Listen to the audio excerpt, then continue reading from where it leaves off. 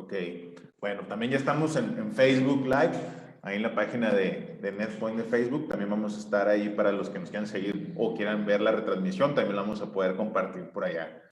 Pues yo creo que le empezamos, ¿no? Vamos a darle al tema que está muy bueno.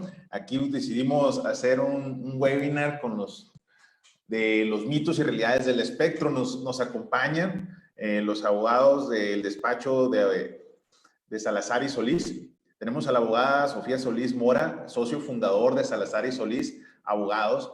Es egresada de la Facultad de Derecho de la Universidad Nacional Autónoma de México y especialista en Derecho de las Telecomunicaciones.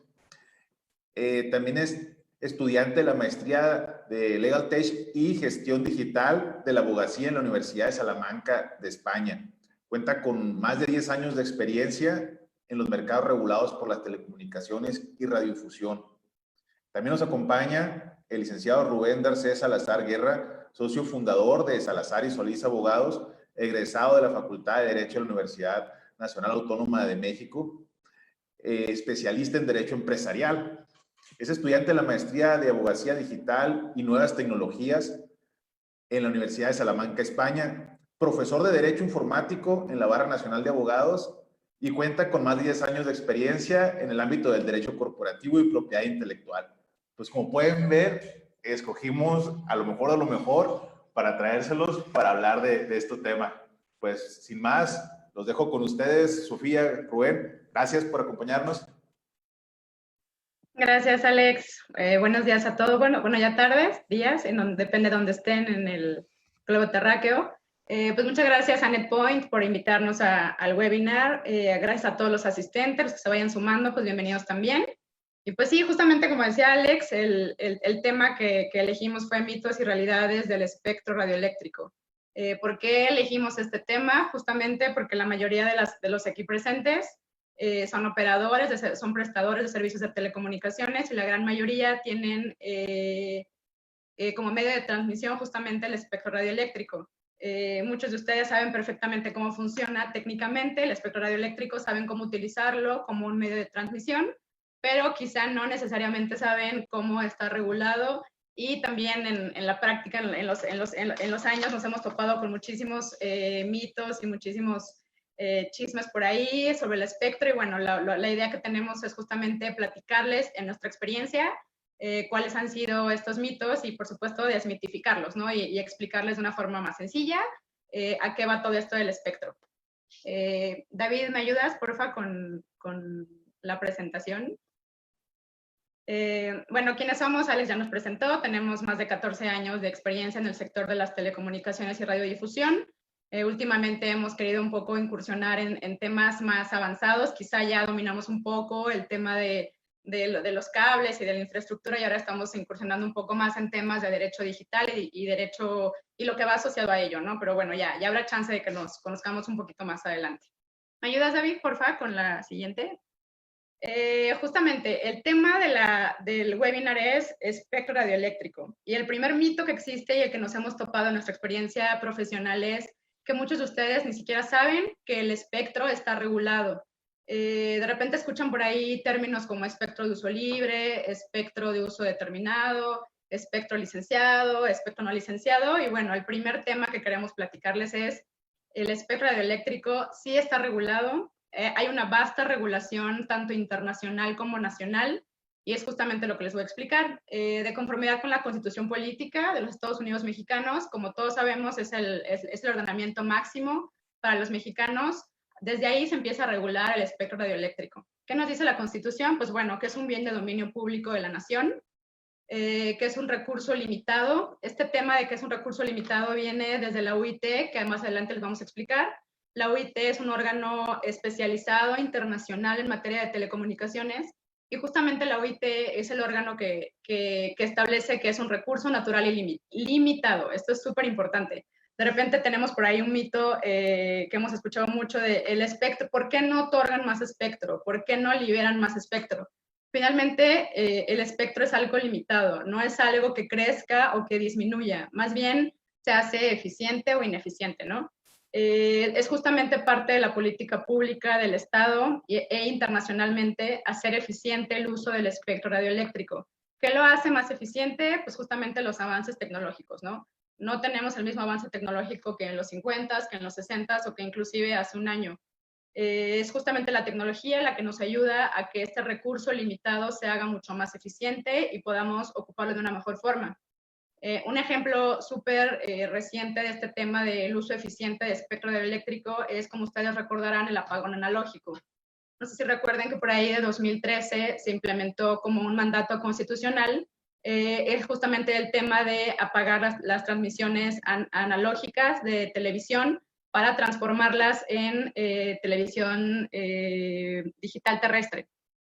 Tijuana en 2013 fue la primera ciudad en que transitó a este régimen de análogo a digital, y después vinieron todas las ciudades de la República Mexicana. México fue punta de lanza para América Latina en este tema de uso eficiente de espectro. ¿Y qué se consiguió con este proceso de transmisión a las operaciones digitales?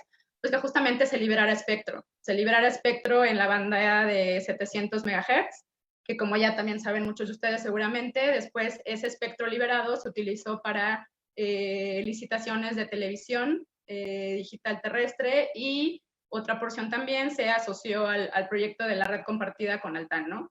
Entonces es un ejemplo muy claro de cómo es un recurso limitado, sí, pero se puede eficientar, y es evidentemente obligación del Estado, a través de sus órganos reguladores, llevar a la eficiencia este recurso limitado, ¿no? Bueno, también es importante que sepan que el espectro sí es aire, pero es parte del territorio nacional, ¿no? El territorio nacional, pues, es la cobertura que abarca México, pero el espacio aéreo también es parte del territorio nacional, y justamente el espectro es el que está vagando por ahí en el espacio aéreo nacional. ¿Qué más es el espectro? Pues es una vía general de comunicación. Esto es un tema súper importante porque de este pueden derivar inclusive cuestiones del derecho penal.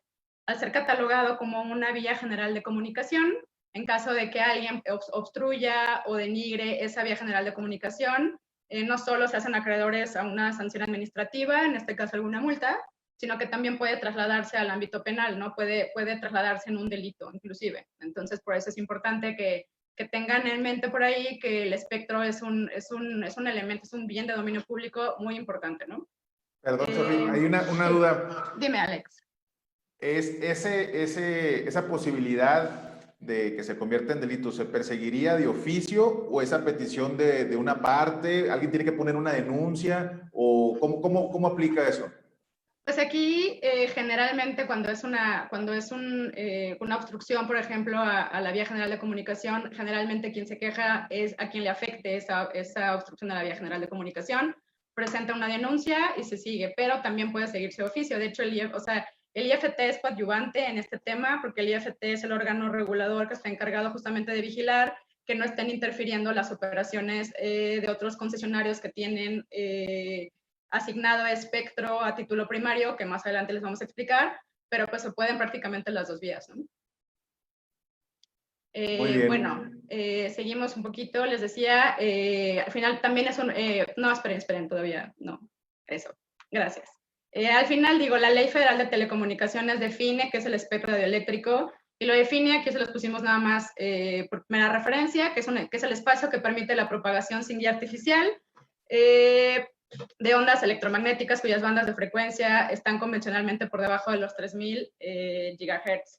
Yo me acuerdo mucho por ahí de 2008, 2009, cuando estaba todavía en la universidad, y tomé justamente la materia de Derecho de las Telecomunicaciones con la profesora Clara Luz Álvarez. Ella nos explicaba, digo, como abogado de repente es bastante complicado entender este tipo de términos. Ustedes como ingenieros es muchísimo más fácil porque lo ven todo el tiempo. Nosotros no somos tan abstractos, entonces nos cuesta mucho trabajo entender este tipo de términos, y esta profesora nos explicó muy fácil, ¿no? ¿Qué es el espectro? Imagínense que es una carretera y hay diferentes carriles, ¿no? Cada carril está asociado a algo en particular. Hay el carril de alta, el carril de media, el carril de baja, el carril de vehículos que se quedaron sin frenos. Bueno, algo así es el espectro. El espectro son carriles, y justamente autoridades internacionales y nacionales se encargan de definir qué tipo de servicio y a qué título van a asociar cada carril de esa carretera, por así decirlo, ¿no? Ahora sí, David, ¿me ayudas con el siguiente slide? Y bueno, nada más como mera referencia, Aquí les pusimos un poco el marco normativo del espectro radioeléctrico. Como les dije, está regulado desde la Constitución Política de los Estados Unidos Mexicanos. Está regulado en la Ley Federal de Telecomunicaciones y Radiodifusión, que es producto justamente de la reforma constitucional de 2014. Vamos a ver muchísimos avances en materia de espectro radioeléctrico en esta reforma constitucional. Más adelante se las vamos a explicar, pero por ejemplo, alguna de ellas es justamente las atribuciones a título primario y a título secundario. Eso no existía antes de la reforma constitucional y ahora se permite. Otro tema que innovaron en esta nueva ley es justamente también el arrendamiento de espectro. No existía en nuestra legislación.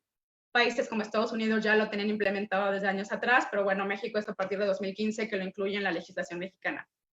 El cuadro internacional de atribución de frecuencias también se los vamos a explicar más adelante, pero eso viene desde una instancia internacional y después se traslada al cuadro nacional de atribución de frecuencias para efectos de México, ¿no? Existe un reglamento de radiocomunicaciones de la OIT, que es el órgano regulador internacionalmente. También se regula en la Ley General de Vías Nacionales. Hay muchísimos lineamientos que tiene el IFT que tocan temas de espectro radioeléctrico, por ejemplo, el otorgamiento de concesiones, el de arrendamiento de espectro, el programa anual de uso y aprovechamiento de bandas de frecuencias, otros lineamientos por ahí para otorgamiento de concesiones para usos específicos, pero bueno, lo que queremos que se queden es que hay muchísima regulación sobre este tema y al ser un recurso limitado que tiene que eficientarse, la regulación va cambiando, no es una regulación estática. Tiene que adaptarse a las realidades técnicas de los avances, ¿no? ¿Me ayudas, porfa, David, con la siguiente? ¿Qué autoridades reguladoras hay respecto al espectro radioeléctrico en México? Pues bueno, el primero, y digo, no es más importante, pero sí es el que más incide en la regulación de espectro en México, es justamente el IFT, es el órgano regulador en materia de telecomunicaciones. Como muchos ya sabemos, se los hemos dicho hasta el cansancio, es un órgano constitucional autónomo. ¿Y qué implica esto? Pues que tiene muchísimas facultades, tiene facultades para administrar el espectro radioeléctrico. El IFT es el que decide para qué se destina cada banda de frecuencias del espectro, cómo lo define justamente a través del cuadro nacional de atribución de frecuencias, ¿no? Este es literalmente un cuadro, es un esquema en donde se señalan, pues, de tal a tal banda es susceptible de prestarse este servicio, de tal a tal banda se va a prestar este servicio, estas van a ser las frecuencias libres, estas van a ser las frecuencias para uso determinado, estas son las de uso oficial. O sea, eso es lo que hace el IFT. Ellos administran con base en varios principios que van encaminados a mejorar el uso del espectro. Y bueno, este cuadro lo van renovando, bueno, más bien lo van actualizando cada año, ¿no? ¿Cómo lo actualizan? Pues a través del programa anual de uso y aprovechamiento de bandas de frecuencias. Este programa lo da a conocer el IFT cada año, a más tardar el 31 de diciembre de cada año. Y aquí es muy importante que nosotros como industria, ustedes como operadores, también la academia, también los estudiantes, también nosotros como abogados expertos en la materia, que participemos activamente en este tipo de políticas que tiene, por ejemplo, el IFT. El programa anual, nosotros una vez que lo emite el IFT, nosotros tenemos, todos los interesados, tenemos 30 días para revisarlo y para ver para qué banda se va, qué uso le van a dar a cada banda. Y podemos mandar solicitudes para que incluyan bandas de frecuencias en el programa del próximo año para que se liciten. Podemos decirle, oye, no, al IFT, oye, esta cobertura está descuidada, ¿por qué no lo asocias a esto? Entonces es importante que sepan que ustedes como concesionarios, como autorizados, como industria, nosotros como expertos y también la academia, podemos incidir en la forma en que el IFT reordena el uso del espectro radioeléctrico, ¿no? Entonces, pues digo, los invitamos a que estén al pendiente, esta es información pública, a que estén al pendiente cada año de cuando salga este programa para que lo revisemos y podamos emitir opiniones al respecto, ¿no? Ok, Sofía, disculpa. Dime. Entonces, lo que me dices es que sí podemos nosotros provocar que haya, no sé, apertura de nuevas frecuencias o, como dices tú, redireccionamiento de nuevas frecuencias. Si hacemos, ¿qué se tiene que hacer para poderlo hacer o a dónde tendrían que comunicarse los socios o las personas que ya tienen alguna concesión para poder pedirlo, o tiene que ser en grupo? ¿Cómo tendría que ser esto? No, esto la verdad es que es un proceso muy abierto, es un proceso muy transparente. Y pues digo, cuando tengan tiempo, métanse a la página del IFT, tiene un micrositio dedicado justamente a esto. Cada año, una vez que sale el programa anual, tenemos 30 días hábiles para enviar opiniones. Se envían de forma electrónica a un correo electrónico. Lo puedes hacer como Alejandro Salazar, lo puedes hacer como NetPoints, lo pueden hacer como simplemente interesados, inclusive como academia de, oye, de conformidad con los estudios que se hicieron en Estados Unidos, en América Latina, en Europa, yo qué sé, esta banda de frecuencias funciona mejor de esta forma. O sea, tenemos que incidir, ¿no? Tampoco se vale que estemos como nada más de espectadores, ¿no? Tenemos que incidir justamente, si queremos cambios, tenemos que incidir en cómo se hacen esos cambios. El IFT tiene este sistema de para escuchar justamente, ¿no? Es de mejora regulatoria. Al final ellos pues no toman decisiones arbitrariamente, evidentemente toman parámetros internacionales, pero si podemos incidir, la verdad es que es muy fácil, o sea, pueden hacerlo súper fácil como persona física, moral, como sea. Evidentemente pues nosotros lo hemos hecho ya mucho en varias ocasiones, entonces no le vemos mucha complicación, ¿no? O sea, lo pueden mandar por correo, pueden sugerir. O sea, inclusive muchos de ustedes que prestan servicios, por ejemplo, en zonas rurales, en zonas de difícil acceso, pues tienen también esta opción para decirle al IFT, oye, ¿por qué no ocupas este segmento en licitarlo para este uso o yo qué sé, ¿no? Ok, Sofi, me preguntan, ¿en qué fecha suelen publicar este programa anual? ¿Nos repites? La fecha máxima para que lo publiquen es el 31 de diciembre de cada año. Regularmente lo publican meses antes, regularmente sale por ahí de octubre, noviembre. Entonces es un tema de que estén por ahí pendientes de las redes sociales del IFT, de las redes sociales del despacho también. Es el tipo de información que compartimos muy abiertamente porque es justamente nos ayuda muchísimo a escuchar. Digo, nosotros podemos saber de regulación, pero no operamos, ¿no? Entonces necesitamos justamente las opiniones de operadores para poder pues hacer más efectivo este tipo de sistemas de comunicación que tiene el IFT. Les digo, sale a más tardar el 31 de diciembre, pero regularmente sale por ahí de octubre, noviembre, más o menos. Pues hay uno de los primeros mitos, ¿no, Sofía? Que pues pensábamos que solamente era direccionado a que no tomaban en cuenta opiniones de terceros. Del Entonces, sector. ese es un mito. Sí hay una parte en que nos involucra. Sí hay apertura, claro, sí hay apertura por parte de la autoridad. La verdad es que nosotros hemos tenido la oportunidad de ir viendo cómo ha evolucionado el sector de las telecomunicaciones y radiodifusión, pues desde que estaba en competencias de la SCT, desde que estaba la COFETEL, hemos sido testigos de cómo ha avanzado el tema regulatorio. La verdad es que nosotros como despacho, como abogados, hemos visto cambios significativos y siempre positivos a la apertura del mercado y también a la apertura de la autoridad. Muy bien, muy bien. Y bueno, seguimos. Otra autoridad en materia de telecomunicaciones es la SCT.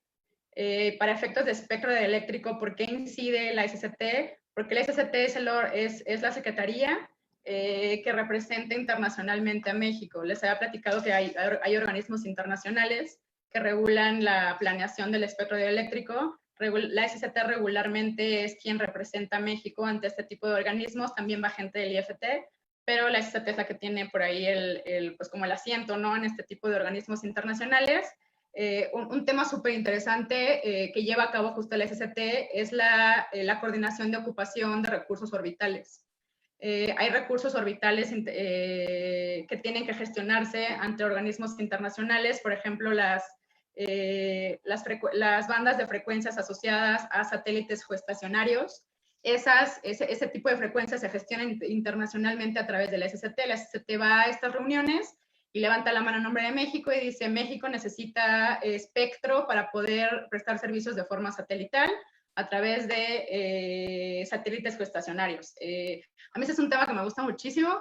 Los satélites geoestacionarios, ¿qué son? Pues son satélites justamente que están orbitando a la misma velocidad que orbita la Tierra y están en el ecuador terrestre. Entonces, ¿cuál es la maravilla de este tipo de satélites? Pues que tienen la misma velocidad que la Tierra y orbitan igual que la Tierra, entonces siempre están a la misma altura de la Tierra, ¿no? ¿Y qué provocan? Que su cobertura sea gigantesca. Hay satélites geoestacionarios, por ejemplo, que tienen una cobertura de hasta el 40% del territorio, de todo el territorio, de toda la Tierra. O sea, imagínense cuánta cobertura hay con un solo satélite. México tiene varios satélites geoestacionarios, de los más, a través del sistema MEXAT, que también administra la SST. De los más importantes geoestacionarios en México son el Bicentenario y creo que el Morelos 1 o 2 por ahí. Y estos satélites justamente están enfocados a prestar a nivel gubernamental servicios de seguridad nacional, servicios de educación, servicios de salud, pero los administra el sistema satelital mexicano y los administra el gobierno, ¿no? Entonces, bueno, es para que vean que hay muchísima regulación en materia de espectro, que es regulación internacional. Ahí les pusimos también. El órgano regulador internacionalmente es la Unión Internacional de Telecomunicaciones, que es un órgano especializado de las Naciones Unidas, del que México es parte, y lo representa, se representa, perdón, a través de la SCT, ¿no? Y también hay otros organismos un poquito más regionales, como la Comisión Interamericana de Telecomunicaciones, que ¿qué hace? Pues intenta agrupar a los países interamericanos para que su regulación sea lo más parecida posible, y también regula temas de interferencias perjudiciales. ¿Nos ayudas, David, porfa, con la presentación? Ah, bueno, esto ya le toca a Rubén, así que le cedo la palabra.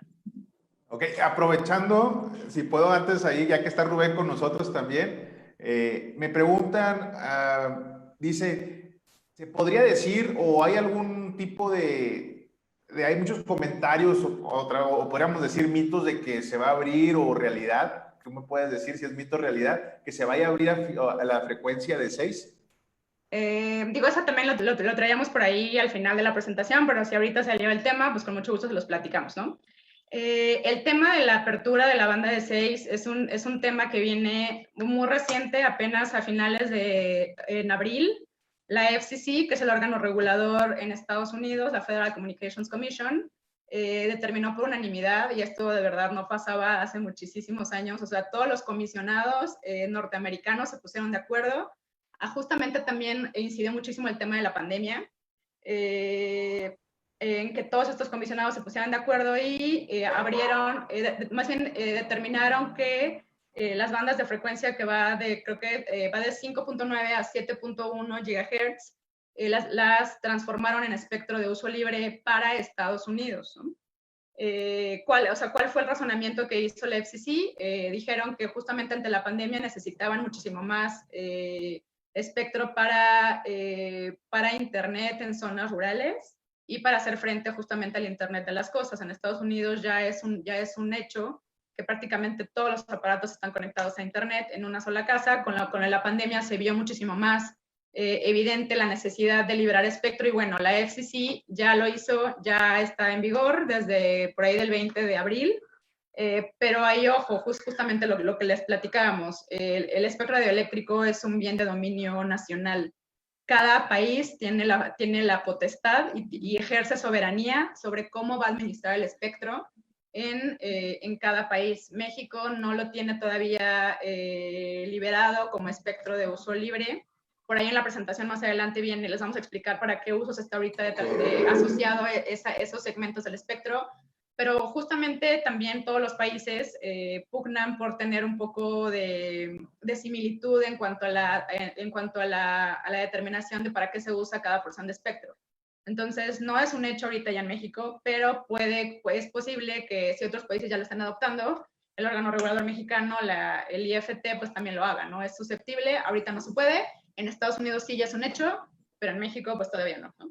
Muy bien. Entonces, aquí cabe una posibilidad muy grande, ya que otro país que es nuestro vecino y que tienen leyes muy similares y sobre todo que pues nos invitan a tener esa compatibilidad, pues que se pueda dar en lo subsecuente. Pues exacto, sí, es una posibilidad, pero pues sí, no hay que perder de vista que también es un tema también que pasa mucho con operadores, que muchos traen equipo, por ejemplo, de Estados Unidos, ¿no? Muchos van y compran sus equipos allá, y los equipos vienen configurados conforme a los usos que se le dan a las bandas de frecuencias en otros países. Entonces, ahí, ojo, eso también otro mito, que esté abierto en Estados Unidos no implica que lo puedan hacer en México. Entonces, Por eso también es muy importante que siempre tengan esta información legal a la mano para saber qué pueden y qué no pueden hacer en México. Actualmente en México no se puede todavía, pero pues es una posibilidad, sí es una posibilidad. Muchas gracias. Nada de qué. Ahora sí, va Rubén. ¿Qué tal? Buenas tardes a todos. Hay un poquito de ruido por acá. Pero bueno, nuevamente bienvenidos a este webinar. Y bueno, retomando un poquito lo que decía Sofi hace un rato acerca de la inclusión de bandas de frecuencias al programa anual. En un momento, por favor. Es parte de los efectos que ponemos de ambientación, ¿no? Es la ambientación de un webinar de NetPointment, no te preocupes. Así es. A ver si podemos, porque justamente, o sea, acaba de pasar en este momento, pero bueno, en esta cuestión de inclusión es importante también que sepamos que justamente es muy sencillo porque en la página del Instituto Federal de Telecomunicaciones hay un formato electrónico para poder hacer, digamos, la solicitud de esta inclusión de bandas, ¿no?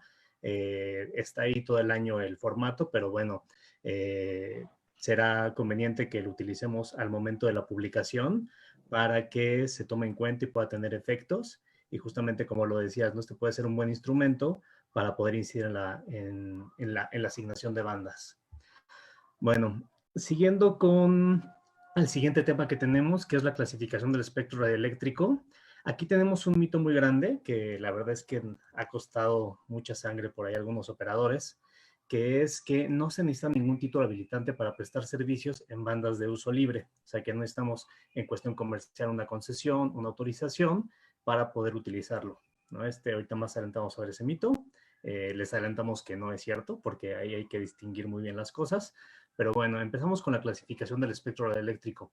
Esta clasificación no es que México se la haya inventado, como Sofía les comentó, existe la Unión Internacional de Telecomunicaciones, que es la que se encarga de hacer la planeación a nivel internacional, y siendo un organismo de Naciones Unidas, pues digamos, los documentos que emiten los firman los miembros como tratados internacionales, que en México se ratifican ante el Senado y después tienen fuerza obligatoria, ¿no? Entonces, viene desde ahí. La clasificación del espectro aquí en México se encuentra en el artículo 55 de la Ley Federal de Telecomunicaciones y Radiodifusión, y podemos distinguir entre 4 tipos de espectro, como bien lo tienen ahí en la presentación, que es el espectro para uso determinado, el espectro para uso libre, el espectro para uso protegido y el espectro para uso reservado.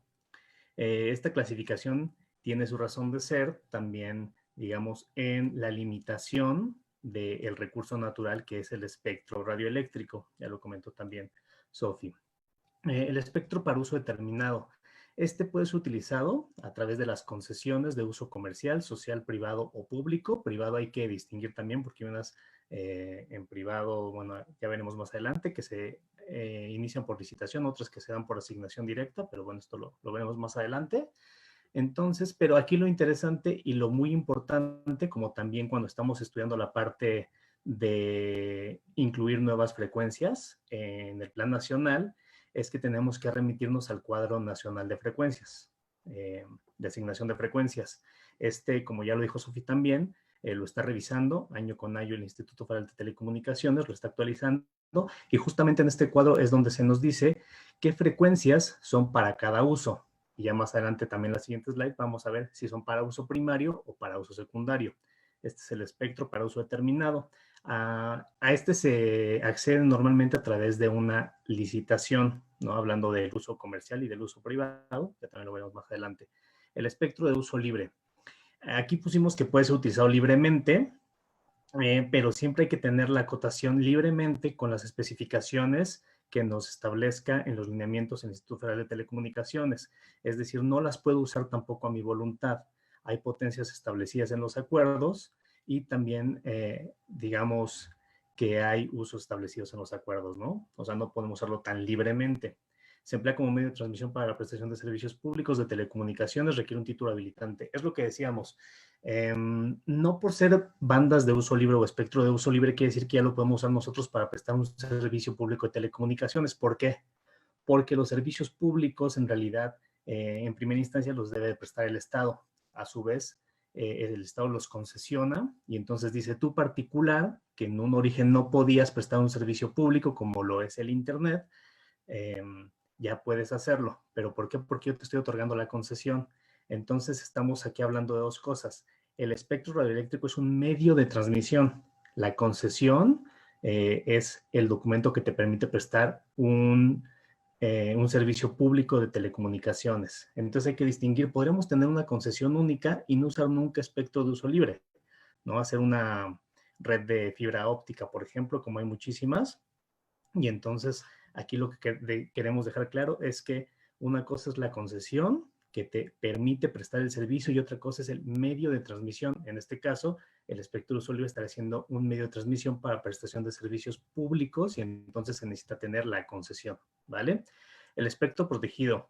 Estas bandas están atribuidas a nivel mundial y regional a servicios de radionavegación y a relacionadas con la seguridad. Este espectro, por ejemplo, es el que se usa normalmente cuando nosotros queremos meter algún proyecto de seguridad pública. Estas bandas que son protegidas son otorgadas por asignación directa. En este caso no se licitan. Ya veremos más adelante esa parte de las licitaciones, pero no se licitan. Hay un procedimiento en los lineamientos para otorgamiento de concesiones en las que viene el procedimiento para poder tener una concesión de uso público y en estas concesiones de uso público ya vendrían, digamos, alineada la banda que te van a otorgar. En realidad te otorgan dos documentos. Uno es la concesión y el otro es el permiso para utilizar la banda, ¿no? Pero bueno. Entonces, vamos al espectro de uso reservado. El espectro de uso reservado es muy chistoso porque dice la ley que su uso se encuentra en proceso de planeación. O sea, lo único que quieren decir es no sabemos qué hacer con él todavía, ¿no? Como no sabemos qué hacer con él todavía, entonces nos lo guardamos y cuando ya sepamos qué hacer con él, entonces ya lo meteremos al cuadro nacional de asignación de frecuencias, veremos si lo ponemos como de uso libre.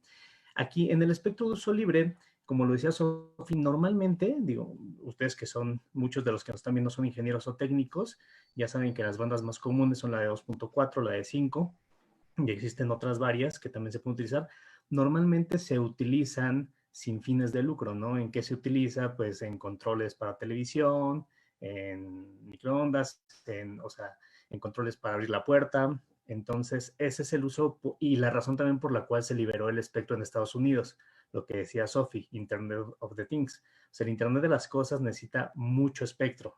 Entonces, este espectro de uso libre lo ponen ahí para que todos los fabricantes de estos aparatos que sirven o que tienen incluida la parte de Internet of the Things, es decir, que tienen un pequeño procesador donde puede llegar las señales y les dice qué hacer o qué no hacer, se usan a través de espectro de uso libre, ¿no? Esa es una de las mayores razones de que se haya liberado en Estados Unidos.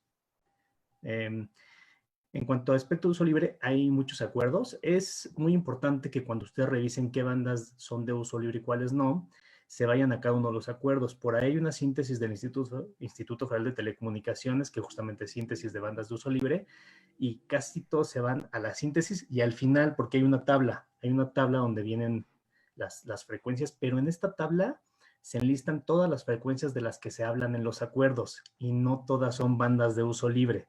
Entonces, ha llegado a haber muchas confusiones porque ven el documento que es del IFT, que dice que es la síntesis, ven el cuadro y luego ya quieren utilizar ese tipo de bandas. Y no, hay que irse al lineamiento, a los lineamientos donde se establecen estas bandas de uso libre para ver cuáles sí son y cuáles no. La siguiente, por favor. Disculpa, Rubén, aprovechando, aquí nos pregunta Juan José, un saludo Juan José, dice que pudiéramos confirmar cuáles son las frecuencias de uso libre. Me dice en lo que serían 5 GHz, ¿no? Si 5 GHz. Me dice, sería de 5150 a 5350 y de 5470 a 5600. Y si 5650 a 5850. ¿Es correcto esto? Así es, esas son las bandas que tenemos ahorita en la, digamos, esas son las frecuencias que tenemos en la banda de 5 GHz, que son libres, Y en el propio acuerdo vienen 5.150 a 5.350, luego 5.470 a 5.600 y 5.650 a 5.850. Es una banda clasificada como de uso libre. Igual ahí podemos también dejarles la lista de los acuerdos. Para que ya tengan ellos, ¿no? Para que tengan la facilidad de encontrar de todas las bandas cuáles son las de uso libre. Sí, exactamente. Mira, así que los dejamos aquí en el chat. Esos serían los acuerdos. Los pueden buscar en la página del Diario Oficial de la Federación, darles una leída y si tienen dudas, pues ya nos contactan, ¿no? Ok, Rubén, no sé si me adelante un poco ahí con las preguntas, pero me dice que si las frecuencias, ¿cuál sería un costo o qué incluye por cuánto tiempo? Si nos adelantamos un poquito, Ah, ok, mira, ya entonces ahorita vamos a llegar a cómo se puede acceder al espectro, ¿no? Resumiendo un poquito, al espectro se puede acceder normalmente solamente a través de una licitación, a través del mercado secundario de espectro que ya está regulado, o a través de la utilización del uso secundario de espectro, que es otra cosa ahí que muchas veces, este es otro mito que más adelante vamos a ver, que lo de los permisos temporales para poder usar las bandas, ¿no? Bueno, muy bien, adelante. si nos vamos a la siguiente diapositiva, por favor, David. Categorías de uso del espectro. Aquí vamos a ver que igual desde la Unión Internacional de Telecomunicaciones se da esta división entre los usos, ¿no? Aquí es al uso que se le está dando. Hay usos a título primario y usos a título secundario. Aquí lo importante de esta clasificación es primero optimizar el uso del espectro. Se da esta clasificación a título primario y secundario para que las mismas bandas de frecuencia puedan ser utilizadas para más de un servicio. Como lo decía Sofi, al ser un recurso natural limitado, lo que hace que podamos seguirlo explotando, que pueda haber más servicios y que no se acabe el espectro, por decirlo de alguna manera, es el avance tecnológico, ¿no? Nuevos radios, nuevas antenas, como tú lo sabrás, Alejandro, y nuestros compañeros que están viéndonos. Entonces, por eso es que se divide en dos, ¿no? Yo puedo hacer un uso más eficiente del espectro si meto más de un servicio en una banda de frecuencia.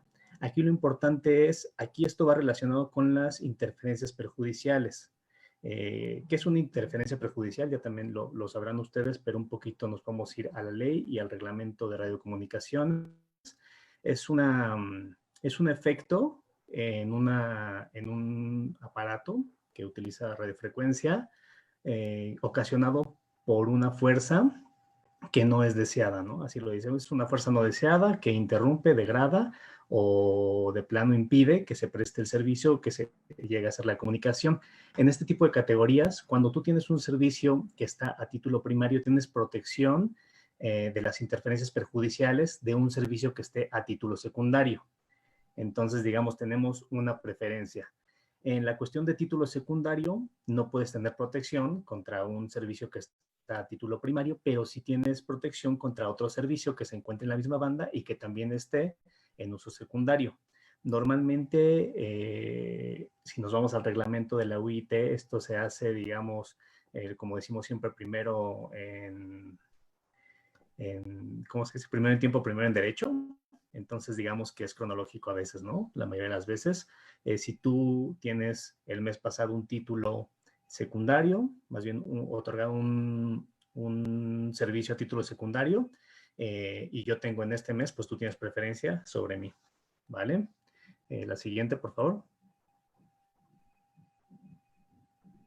David. Asignación.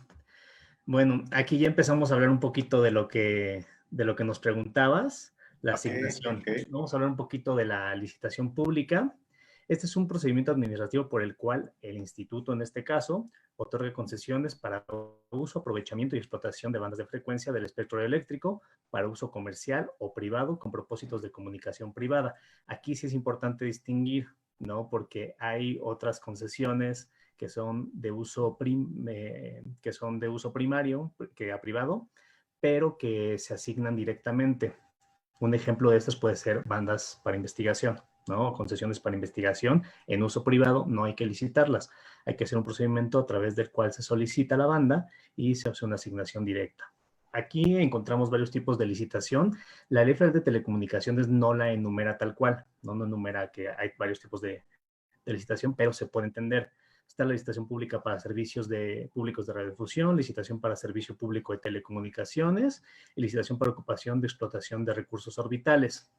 Lo importante en las licitaciones aquí, la pública para servicios de radiodifusión y para telecomunicaciones se rige básicamente por la misma reglamentación. Nada más hay una fracción de diferencia en la que te dice qué se va a tomar en cuenta para una y qué se va a tomar en cuenta para otra. ¿Qué se toma en cuenta en general?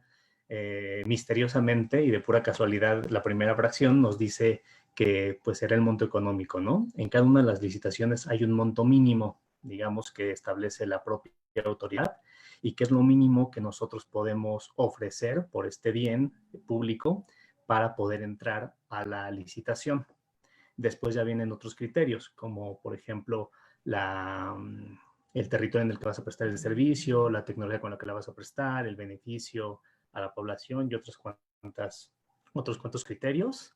La licitación pública para servicio público de telecomunicaciones, bueno, casi todas tienen digamos, un esquema general. Primero se hace un estudio para poder hacer la publicación de la licitación.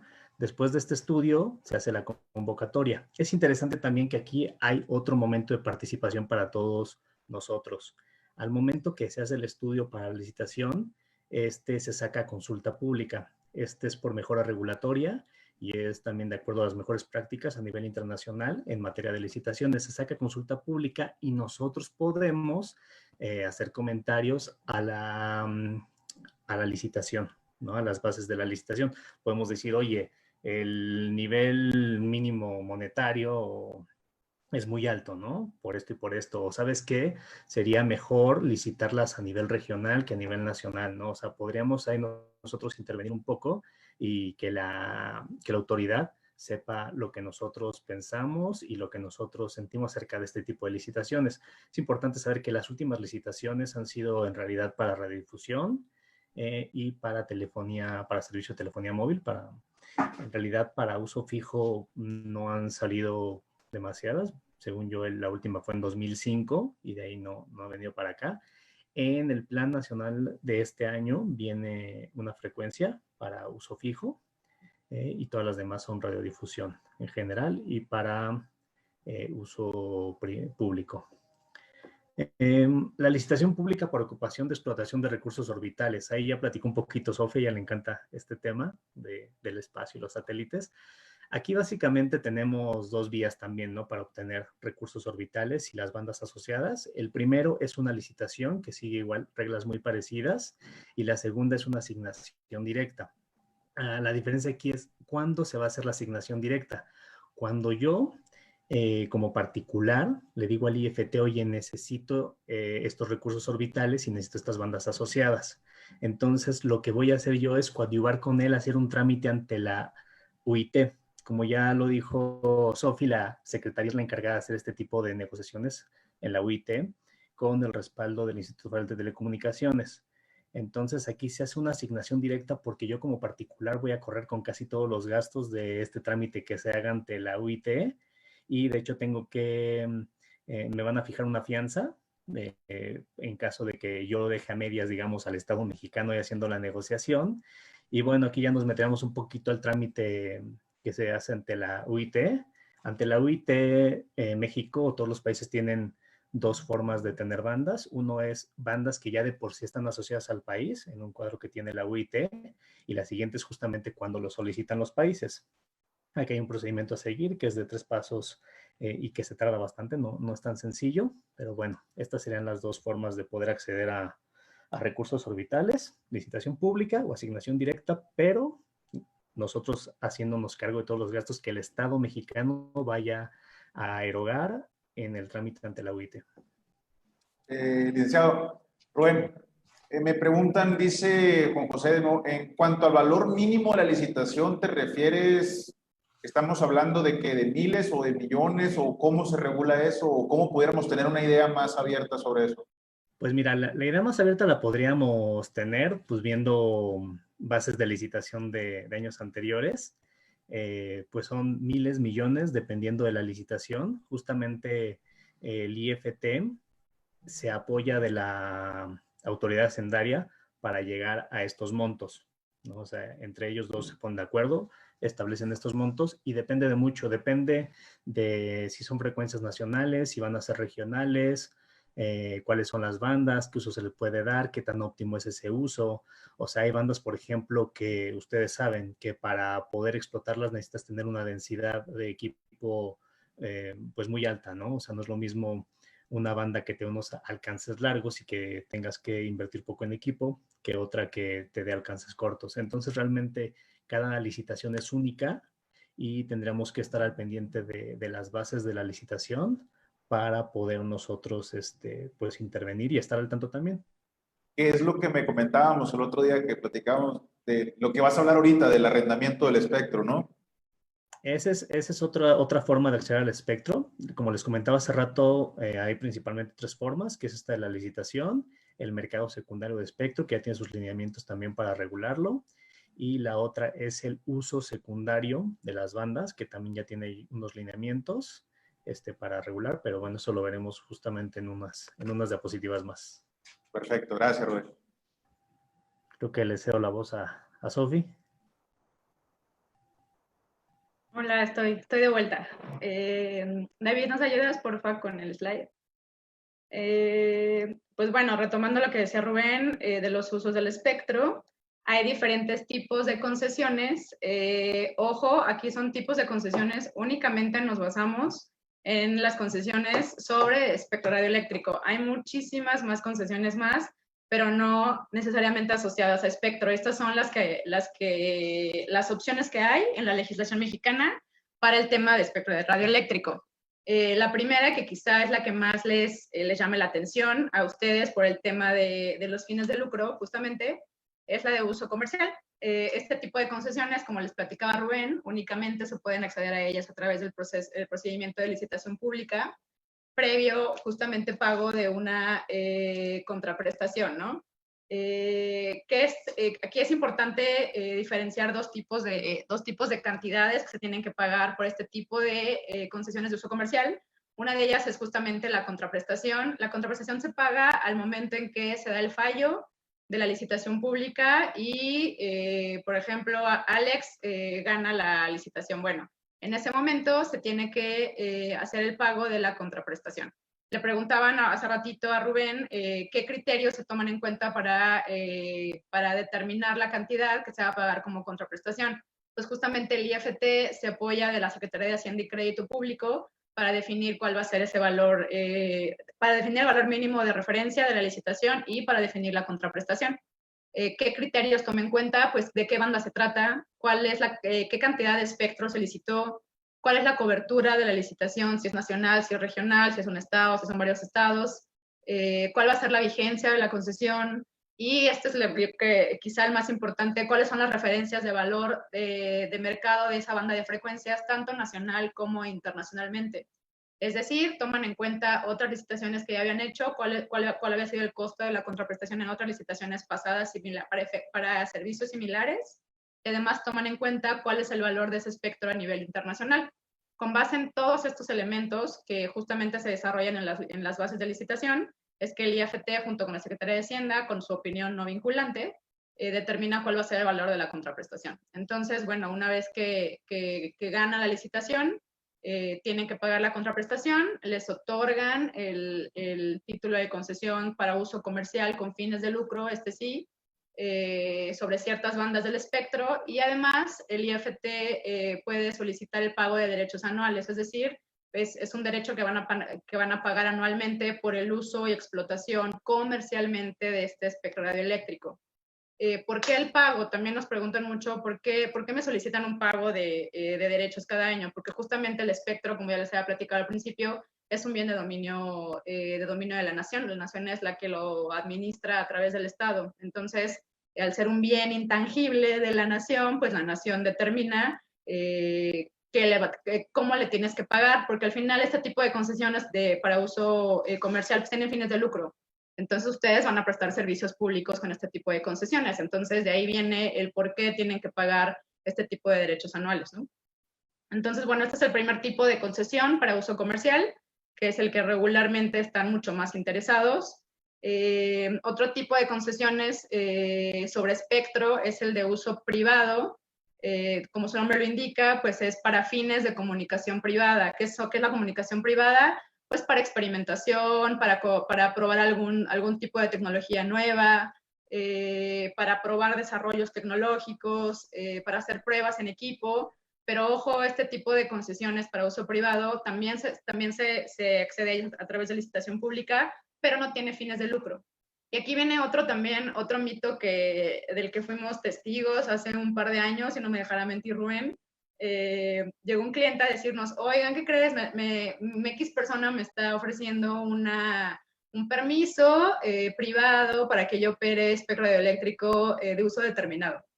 Pues bueno, Rubén y yo nos volteamos a ver y desde el principio, desde cómo llegó el cliente y demás, pues le dijimos, a ver, vamos a ir desmenuzando un poco esta oferta que te llegó casi de forma anónima. Bueno, todo era una cosa bastante complicada, ¿no? Para empezar, en México no existen los permisos. La legislación actual ya no prevé el otorgamiento de permisos, prevé el otorgamiento de autorizaciones y concesiones. Entonces, desde ahí como que le dijimos, híjole, quien te está ofreciendo esto, se nota que no tiene ni idea de qué te está ofreciendo, ¿no? Es alguien que no tiene conocimiento de la regulación.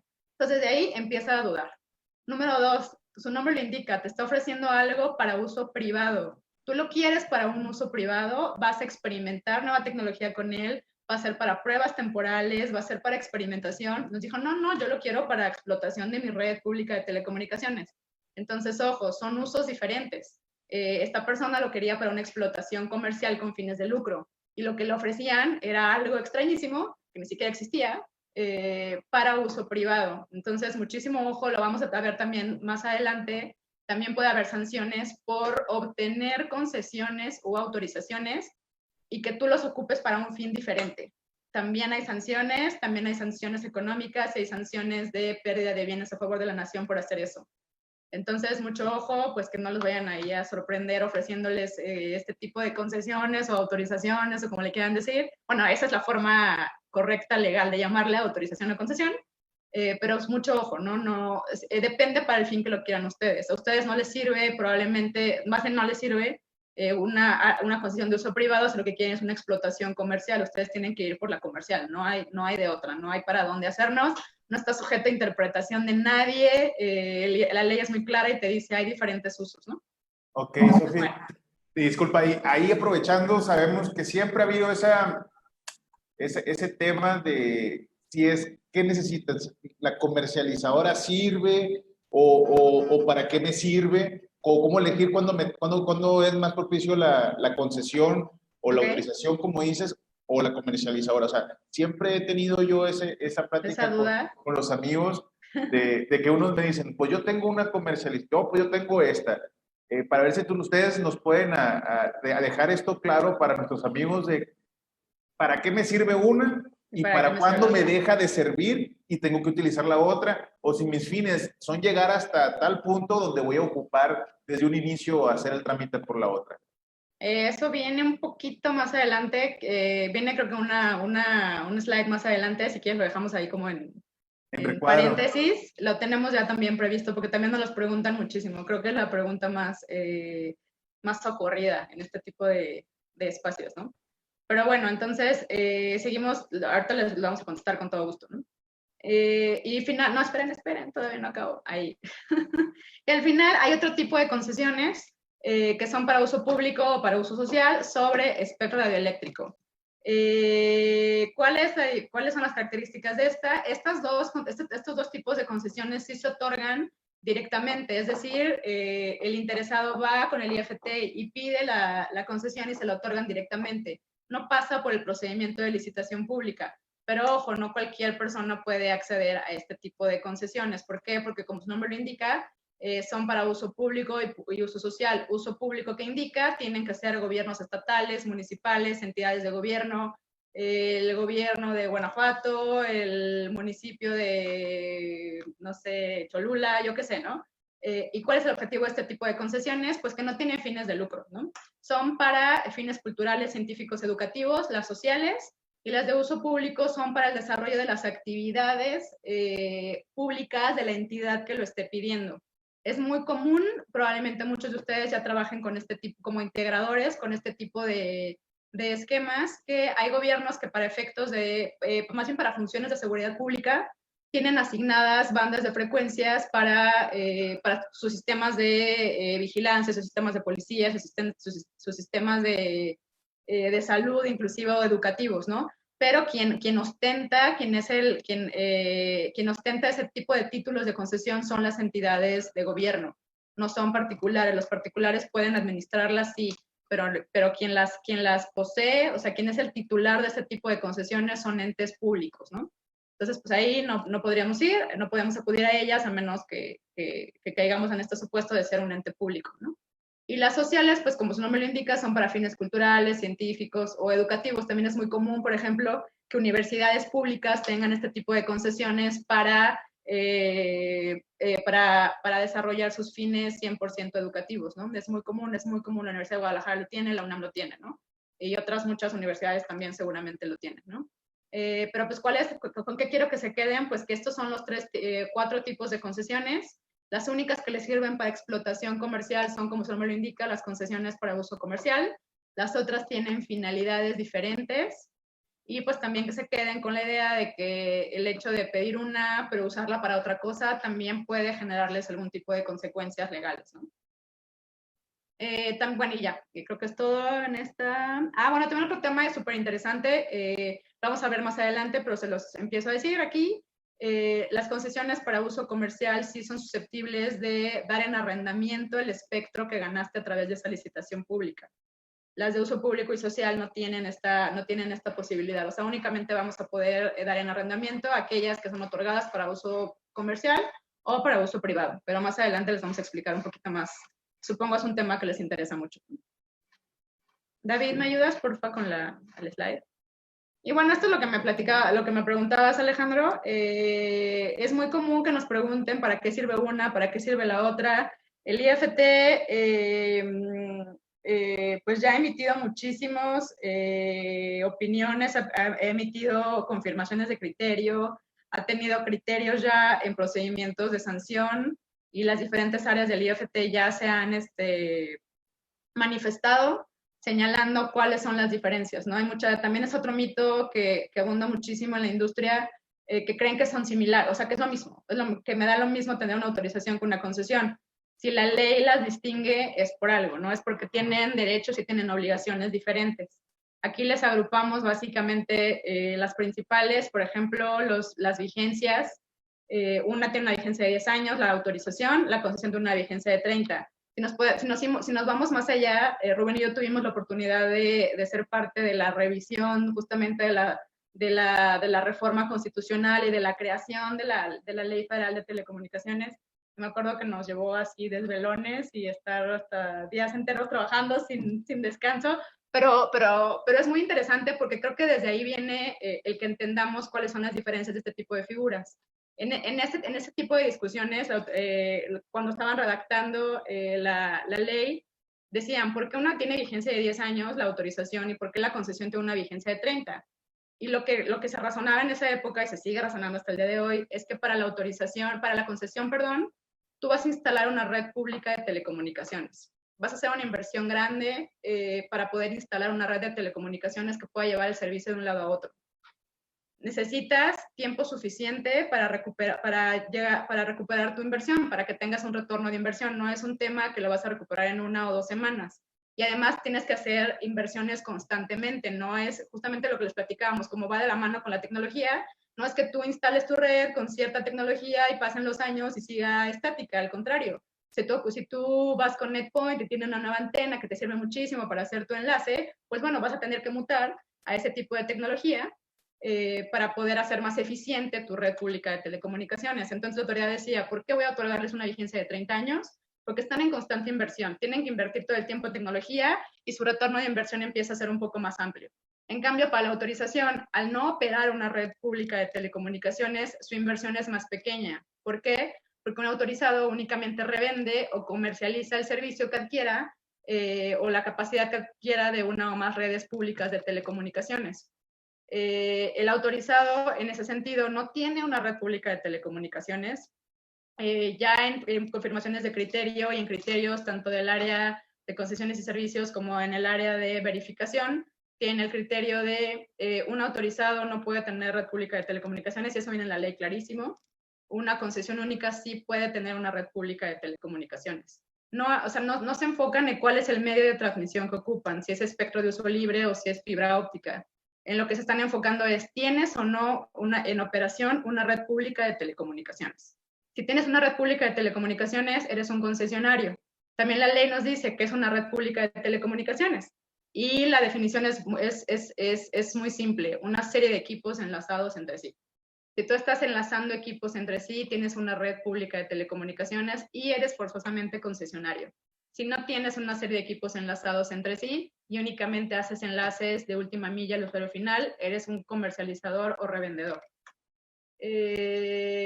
Otro tema que pusimos aquí porque nos parece muy importante y tampoco es un tema como que esté sujeto a interpretación de nadie porque es muy claro. Los lineamientos para el arrendamiento de espectro radioeléctrico señalan que únicamente los concesionarios van a poder acceder al arrendamiento de espectro, los autorizados no. Y es muy lógico si lo piensan con lo que les acabo de decir, el autorizado no tiene una red pública de telecomunicaciones. Si no tiene una red pública, ¿cómo pretende administrar espectro radioeléctrico que tiene que pasar a través de una red pública de telecomunicaciones?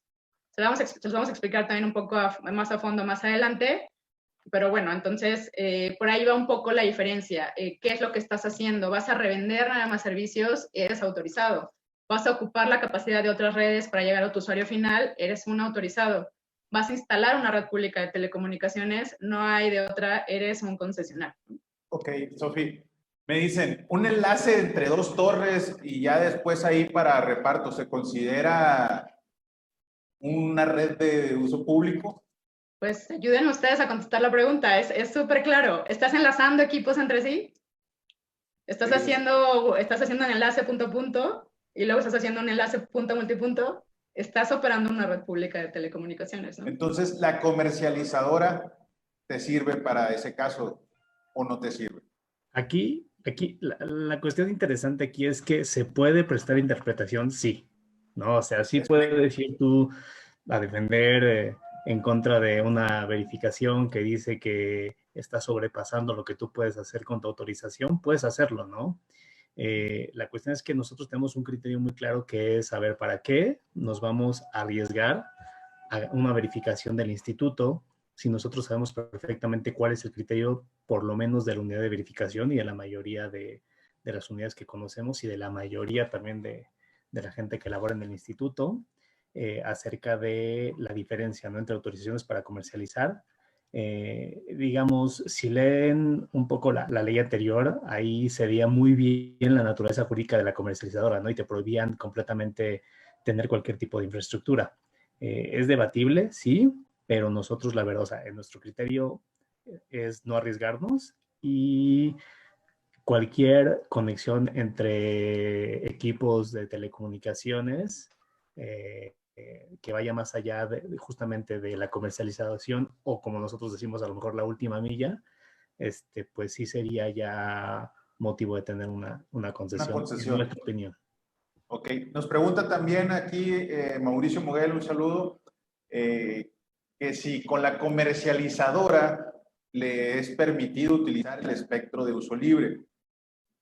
Sí, es un tema que también viene mucho de la discusión de cuando se emitió esta Ley Federal de Telecomunicaciones y Radiodifusión, que fue súper novedosa en el tema de la convergencia. Antes de la reforma, cuando tú pedías una concesión y te la otorgaban, tú tenías que decir con qué medio de transmisión ibas a prestar el servicio. Es decir, tenías que especificar si iba a ser por medios inalámbricos o por medios alámbricos, ¿no? Con la nueva ley y con esta reforma constitucional evolucionamos en ese sentido y ahora ya tanto las autorizaciones como las concesiones son convergentes. ¿Qué quiere decir? Que te permite prestar cualquier tipo de servicio, en un caso prestar, en otro caso comercializar o revender, servicios de telecomunicaciones y, como dice el texto, con cualquier tecnología disponible. ¿Qué implica esto? Que la autoridad no te constriñe a que tenga que ser por fibra o por bandas de uso libre o por uso determinado, con la tecnología que sea que esté disponible y obviamente tengas legal acceso a ella. Entonces, si tú vas a hacer tu enlace al usuario final en una autorización con bandas de uso libre, está perfectamente permitido porque nada te lo impide, ¿no? Son bandas de uso libre, las vas a explotar comercialmente, sí, pero tienes tu título que te avale para hacerlo. Igual, en nuestra experiencia, lo que hemos visto ya mucho últimamente con concesiones, por ejemplo, es que ya son prácticamente redes híbridas. Ya no son 100% inalámbricas, sino que ya tal vez tienen tramos por fibra o por cable y tienen segmentos en espectro de uso libre, pero sí podrías sin ningún problema utilizar espectro de uso libre para tu autorización, o sea, no hay ningún problema. Muy bien, muy bien. Sabemos también que hay frecuencias que no está libre, pero hay otras frecuencias que son las asignadas, ¿no? Sé que ahorita vamos a ver más aparte de ese tema, pero aquí nos tenían una duda sobre las frecuencias asignadas. Ahorita le damos respuesta a esa pregunta. Eso es justamente lo que les platicaba Rubén. Hay espectro de uso libre y espectro de uso determinado. El espectro de uso determinado, el IFT dice para qué servicio es susceptible. O sea, el hecho de que sea determinado no implica que puedas prestar todos los servicios. Hay algunos determinados para servicios móviles, para servicios fijos, para servicios satelitales, para televisión, por ejemplo, para televisión satelital. O sea, como que los dos tal vez grandes grupos sea espectro de uso libre y espectro de uso determinado, pero el determinado está asociado a un servicio en específico. Muy bien. Y aprovechando, Rubén, ahorita en la parte de las licitaciones, nos preguntan que si se pudiera hacer una licitación, como si se pudiera hacer una licitación comunitaria de concesionarios para unirse para hacerlo. ¿Se pudiera hacer algo así? Participar, ¿no? Para participar con la cuestión monetaria, como... Pues mira, algo así, no sé, está interesante la pregunta, pero ¿se podría o está contemplado? En esta cuestión de las licitaciones está permitido que participen, bueno, normalmente, depende de las bases, que participen consorcios. Esto es decir, justamente un grupo de personas normalmente morales, pero pues podrían ser físicas o de empresas, con el fin común de poder, digamos, ganar la licitación, si está permitido. Inclusive si nos vamos más allá, pues podrían analizarse también cuestiones acerca de constituir algún tipo de asociación, se me ocurre. Asociación de participación y todas estas cuestiones para poder participar en la licitación.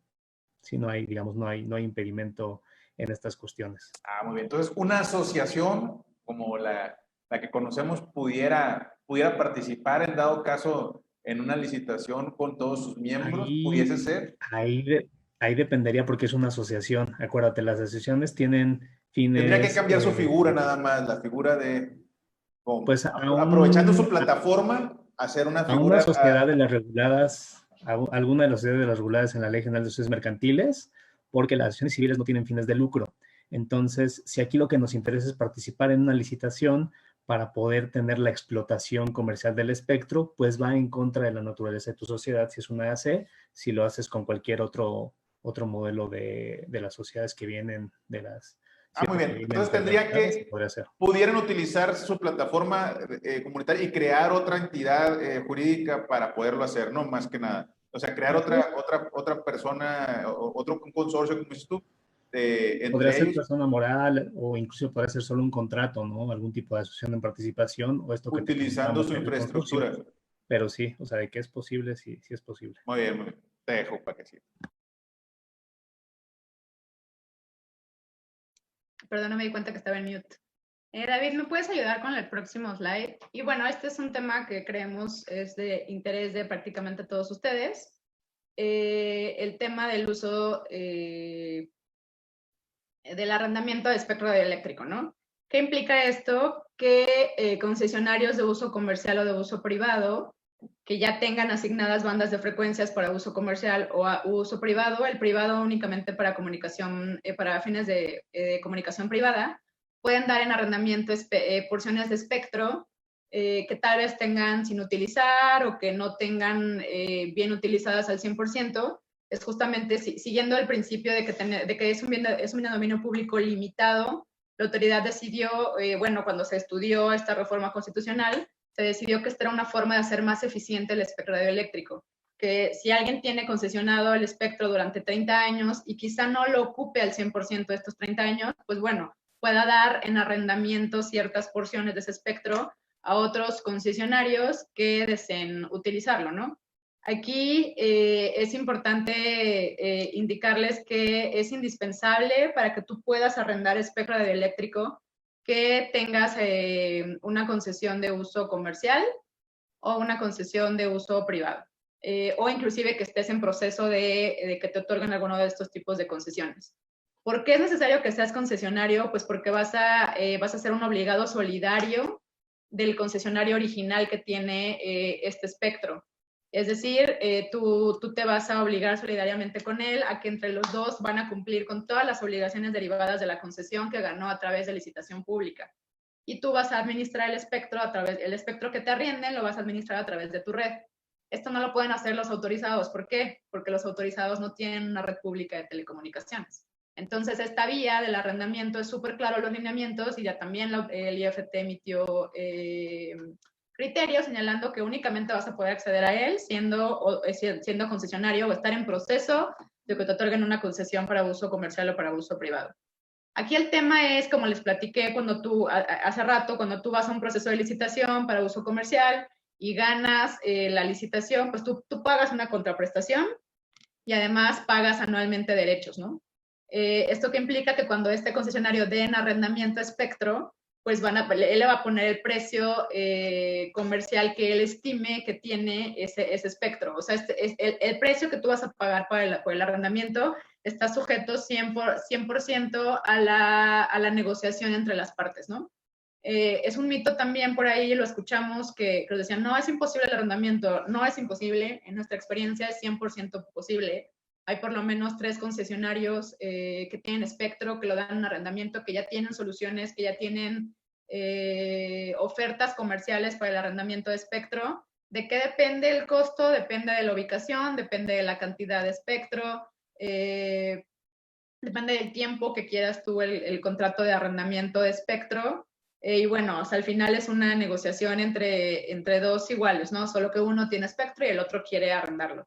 También existe la posibilidad del subarrendamiento de espectro, es decir, que quien lo arriende a su vez lo subarriende, pero esto tiene que estar autorizado por el poseedor originario del espectro, ¿no? Desde el primer contrato, desde ahí se acuerdan si lo pueden subarrendar o no lo pueden subarrendar. También es importante mencionar que este tipo de contratos tienen que ser autorizados por el IFT. El IFT, como es el órgano regulador que se encarga de administrar el espectro, pues tiene que estar enterado de quién lo está operando. Entonces, el contrato tiene que pasar sí o sí por autorización del IFT. Como les decía, no es imposible, es una vía que creo que puede ser muy explotada por operadores que tal vez no tengan la capacidad económica de acudir a una licitación pública o que no tengan la experiencia de acudir a ese tipo de procedimientos. Y esta es una vía 100% viable para que puedan obtener porciones de espectro en zonas muy específicas para poder prestar servicios de telecomunicaciones, ¿no? ¿Qué condiciones te pone la autoridad? Perdón, nada más para acabar y no perder como el hilo.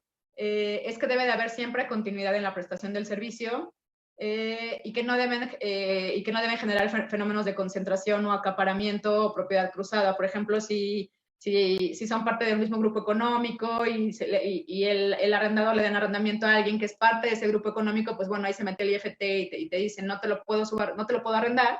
No puedes arrendarlo. ¿Por qué? Porque eres parte del mismo grupo y estás acaparando espectro, ¿no? Por estas razones se mete el IFT a revisar este tipo de operaciones, pero es 100% viable. Nuestra experiencia pues ha sido una vía en la que operadores quizá pequeños acudan al uso de espectro en sus redes públicas de telecomunicaciones. Dime, Alex, perdón.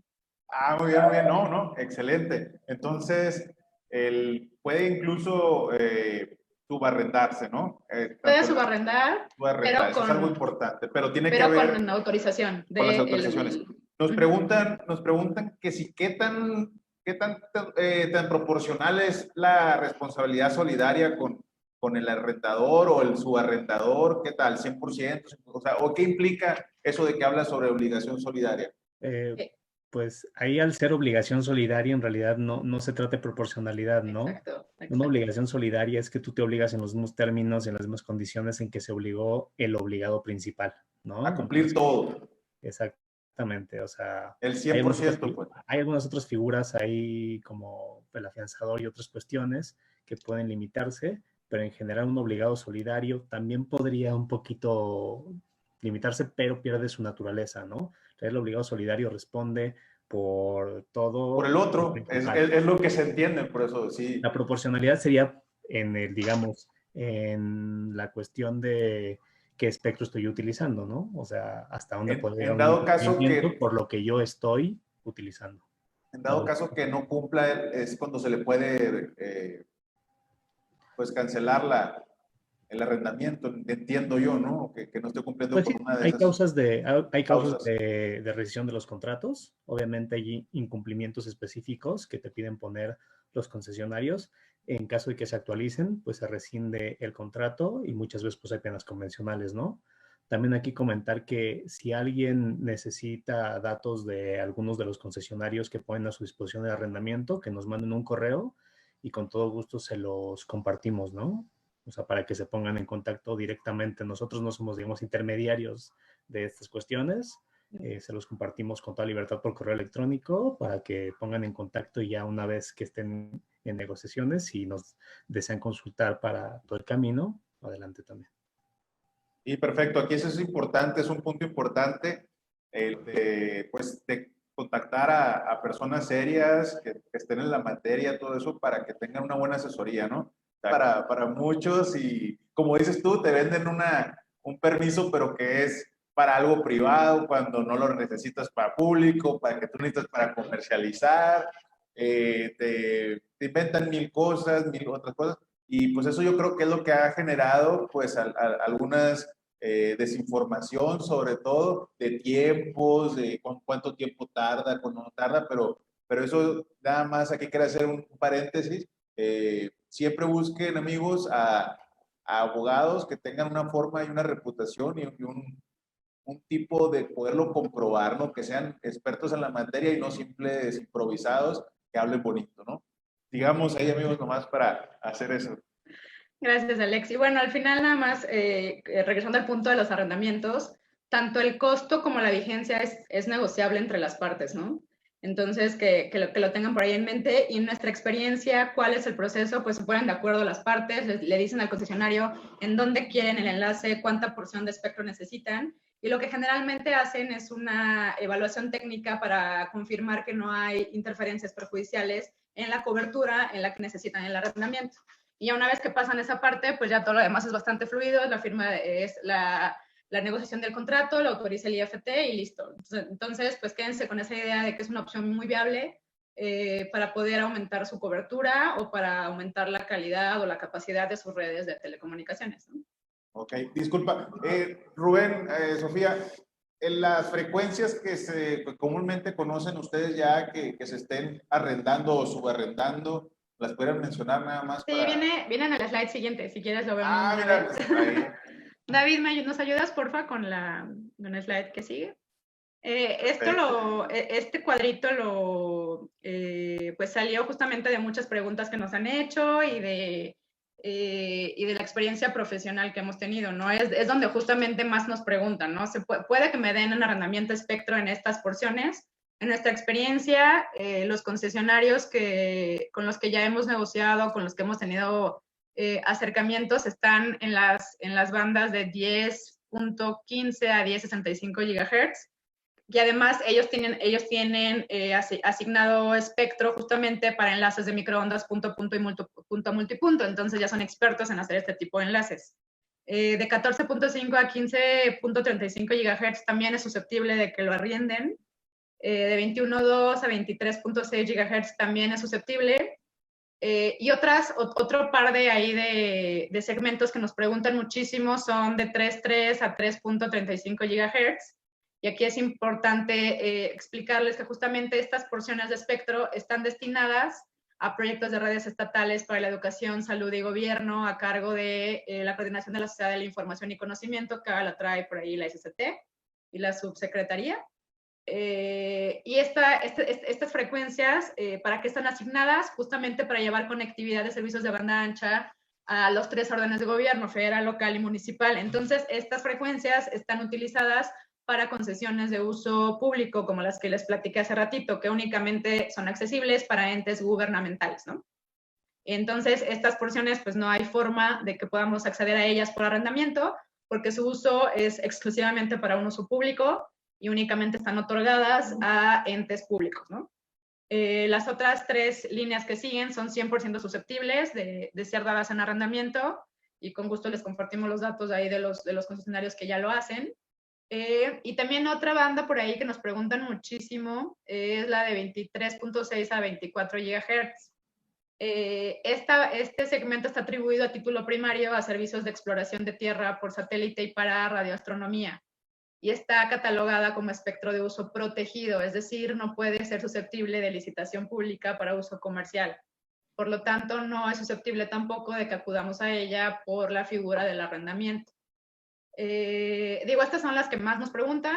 Si de repente tienen duda de algún otro segmento o justamente hay quien les dice que les puede arrendar o no, pues basta con entrar a la página del IFT. Todo esto, les recalcamos muchísimo, es información pública. Y también Rubén y yo tenemos muchísimo como estandarte en el despacho que mientras más información tengan ustedes como operadores, pues muchísimo mejor va a ser su operación y mucho más transparente, y evitamos contingencias futuras. Entonces, toda esta información la pueden buscar en la página del IFT. Si de repente no es tan amigable, pues con todo gusto, mándanos un correo, pregúntenos y les damos la información que necesiten para que confirmen si lo que están haciendo es legal o no, o si es susceptible o no de hacerlo en el futuro, ¿no? Pero por lo pronto estas son las que más nos han preguntado y las que nos interesaba hacerlas ahorita como de su conocimiento, ¿no? Aprovechando una última pregunta aquí de ese punto, antes de que pasemos al otro. Me dicen que si el arrendamiento es por puntos específicos o por ciudades. Dice, es decir, poder arrendar una porción de espectro y utilizarla en mis enlaces principales. A ver, espérame, estoy leyendo. El arrendamiento es por puntos específicos, es decir, por enlaces, ¿no? O sea, ¿eso se refiere que si es por enlaces? O por ciudades. Ahí pues está sujeto a la negociación con el carrier. O sea, puede arrendarte un enlace o puede arrendarte una ciudad completa. Por ahí vi, espérame, estoy viendo que nos dedicamos a la tecnología, pero de repente somos medio lentos para entenderle la tecnología. Sí, tú puedes cotizar por enlace, lo que nos preguntaba, tú puedes cotizar por enlace. Obviamente de ahí dependen varias cosas, cuál es la distancia del enlace, cuál es el ancho que vas a utilizar para tu enlace, son varios puntos, pero sí se puede arrendar por enlace sin ningún problema. Perfecto. Muchas gracias. No, ¿de qué? ¿Nos ayudas, David, porfa, con el siguiente slide? Ay, ahora creo que Alex quería compartirles algo relacionado con lo que les acabo de platicar. Sí, aprovechando ahí, les quería comunicar a todos, pues sabemos que hay integradores, que hay un saludo para al ingeniero Manuel Magallanes, que sé que por ahí anda, está. Tenemos esta nueva antena que vamos a sacar de 3.3 a 3.9. Aquí aprovechando para hacer la preventa y el lanzamiento, ahorita que hablaron de las frecuencias, va a ser de 26 dB, va a tener la polarización de 45 y de 90. Ya pueden haciendo sus pedidos a Cisco, que es con quien vamos a empezar la distribución de estas antenas, que como bien dijo la licenciada y el licenciado, están hechos para lo que es la parte gubernamental de uso público, y también en algunas frecuencias pudieran ahí para licitaciones. Es algo que sé que lo pueden utilizar en sus proyectos, todos los integradores. Saludos, y ahí se los dejo para que den una probadita de lo que estamos haciendo nuevo. Adelante, licenciado, nada más era aquí como que el gol para seguir con la presentación. Perfecto, muy bien. Pues es importante, como lo comentas, que tomen en cuenta que estas bandas son parte de lo que normalmente se utiliza para las asignaciones directas a gobiernos por medio de concesiones de uso público, y pues que es muy viable, ¿no? Utilizar este tipo de tecnología. Nosotros ya tenemos algunos proyectos con gobierno donde justamente los integradores utilizan varios proveedores para poder obtener todos los insumos, y pues nosotros nos hacemos cargo de toda la parte de de tramitación ante el Instituto Federal de Telecomunicaciones para que se llegue el proyecto general a un buen fin, ¿no? Ahora, bueno, vamos a hablar de otro tema que yo sé que les interesa bastante. No es el tema principal, pero bueno, aquí tenemos otro mito. Ahorita vamos a hablar de supervisión y verificación. Hemos escuchado por ahí a gente que comenta que la Secretaría de Comunicaciones y Transportes realiza verificación en materia de uso de espectro. Esto es completamente falso. Justamente después de la reforma de la ley en 2013, el órgano encargado de toda la organización y la administración del espectro es el Instituto Federal de Telecomunicaciones, entonces es quien tiene las facultades. Hay otro mito por ahí que es muy escuchado y hasta la gente que tiene concesiones y autorizaciones lo piensa a veces, es que el IFT no tiene facultades para verificar si no eres autorizado o concesionario. En este punto es muy importante saber que el Instituto Federal de Telecomunicaciones tiene la facultad para verificar todo el mercado de telecomunicaciones, ¿sale? No es que nos pongamos, digamos, en este supuesto una vez que entramos a ser parte del mercado regulado por medio de un documento. Si estamos prestando los servicios de facto, servicios públicos de telecomunicaciones, ya estamos dentro de la competencia del Instituto Federal de Telecomunicaciones, ¿sale? Eso es muy importante. Entonces, sí pueden llegar, tocarme y decir, oye, vengo a verificarte, aunque no tengas ningún título habilitante. Y de hecho, pues digamos, sería hasta peor no tenerlo, ¿no? En esta cuestión de supervisión y verificación, el instituto es el responsable de supervisar, como les decía yo, todo el mercado de telecomunicaciones y específicamente puedes resolver esta parte de interferencias perjudiciales. Esto, si nos metemos un poquito, ahí viene en el artículo 15. En el artículo 15, si lo revisen, vienen todas las facultades del instituto, específicamente en la cuestión de espectro, vienen 63, 64 y 295. También el IFT determina los parámetros de operación en el uso de las bandas de frecuencias para toda clase de servicios, esto apoyándose del Cuadro Nacional de Asignación de Frecuencias. Acuérdense, siempre que quieran ustedes saber para qué se usa una frecuencia, nos vamos al cuadro nacional. La página del IFT te redirecciona a la página del cuadro nacional. De hecho, ahí tenemos los acuerdos, ahí tenemos el propio cuadro nacional de atribución de frecuencias y hay una página especial del cuadro nacional de atribución de frecuencias, donde se puede ver también ahí, digamos, el cuadro general, las reservas que ha hecho México, porque esa es otra cosa que también les comentábamos hace rato. Aunque la UIT sea el organismo internacional encargado de administrar el espectro, los países miembros pueden poner sus reservas, ¿no? Como en cualquier tratado internacional, y entonces hacer excepciones. Otro punto importante es que el IFT puede cambiar y rescatar bandas de frecuencias por interés público. O sea, aquí son, digamos, contados los casos. Es por casos de interés público, por seguridad nacional, por existencia de nuevas tecnologías, por interferencias perjudiciales, por reordenamiento de bandas de frecuencias y para la continuidad de un servicio público. Estos ejemplos ya los hemos visto, por ejemplo, en la banda de MBS, no se acuerdan de ese caso, que la subutilizaba y debido al avance tecnológico, esta banda se podía utilizar para prestar otros servicios. Entonces, ¿qué dijeron? Regrésame la banda, ¿no? Y ese fue uno de los casos. Otro de los casos donde se puede cambiar el uso o rescatar también la banda de frecuencia fue la banda de 700, que como saben se le quitó a la televisión analógica y ahora se está utilizando para prestar servicios de banda ancha y de comunicación móvil a través de la red compartida que administra principalmente Altán. Entonces, bueno, aquí lo importante es que quede claro que sí, el instituto puede hacer la verificación y que tiene todas las facultades. El IFT puede verificar a los concesionarios, autorizados y cualquier persona relacionada, quien deberá otorgar las facilidades necesarias. Esto ya lo veremos un poquito más adelante, ya durante la diligencia de verificación, si estamos obligados a otorgar las facilidades. Esto viene en relación a la Ley Federal de Telecomunicaciones y a la Ley Federal de Procedimiento Administrativo, que es donde vienen las reglas para las verificaciones. Es importante también saber que el instituto podrá hacer uso de la fuerza pública para el cumplimiento de sus determinaciones y también puede imponer multas por cada día que no se le permita el acceso, ¿no? O sea, muchas veces dicen, no, pues se me hace muy fácil no abrirle y que se vaya, ¿no? Bueno, tiene esta posibilidad. En cuanto a la visita de verificación, si cambiamos el slide, por favor.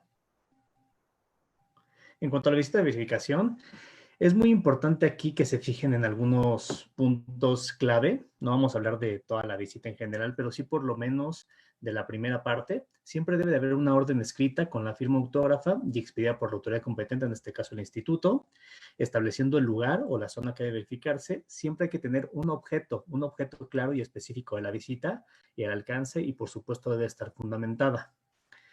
Los propietarios o responsables encargados u ocupantes del establecimiento están obligados a permitir el acceso y dar las facilidades e informes. Esto va relacionado con lo que veíamos de que el instituto puede o hacerse con la participación de la fuerza pública o empezar a multar por cada día que no le permitamos el acceso. Los verificadores deberán entregar el original del orden de verificación e identificarse con credencial emitida por el IFT. En esta parte de identificarse, en la propia página del IFT también hay una parte en la que les permite consultar quiénes son los verificadores del IFT, ¿no? Alguna vez, hace tiempo, nos llegaron algunos casos de personas que nos comentaron que al parecer los estaban extorsionando porque llegaban y se decían verificadores, pero bueno, algo les sonaba medio raro, ¿no? Entonces es importante, ustedes cuando lleguen a enfrentarse con alguna verificación de la autoridad, puedan meterse a la página, o sea, porque ustedes tienen la obligación de ellos de identificarse, les pueden prestar la identificación, pueden ver el nombre, el número de empleado, lo consultan en la página del instituto, y bueno, en ese caso ya se puede llevar a cabo la verificación.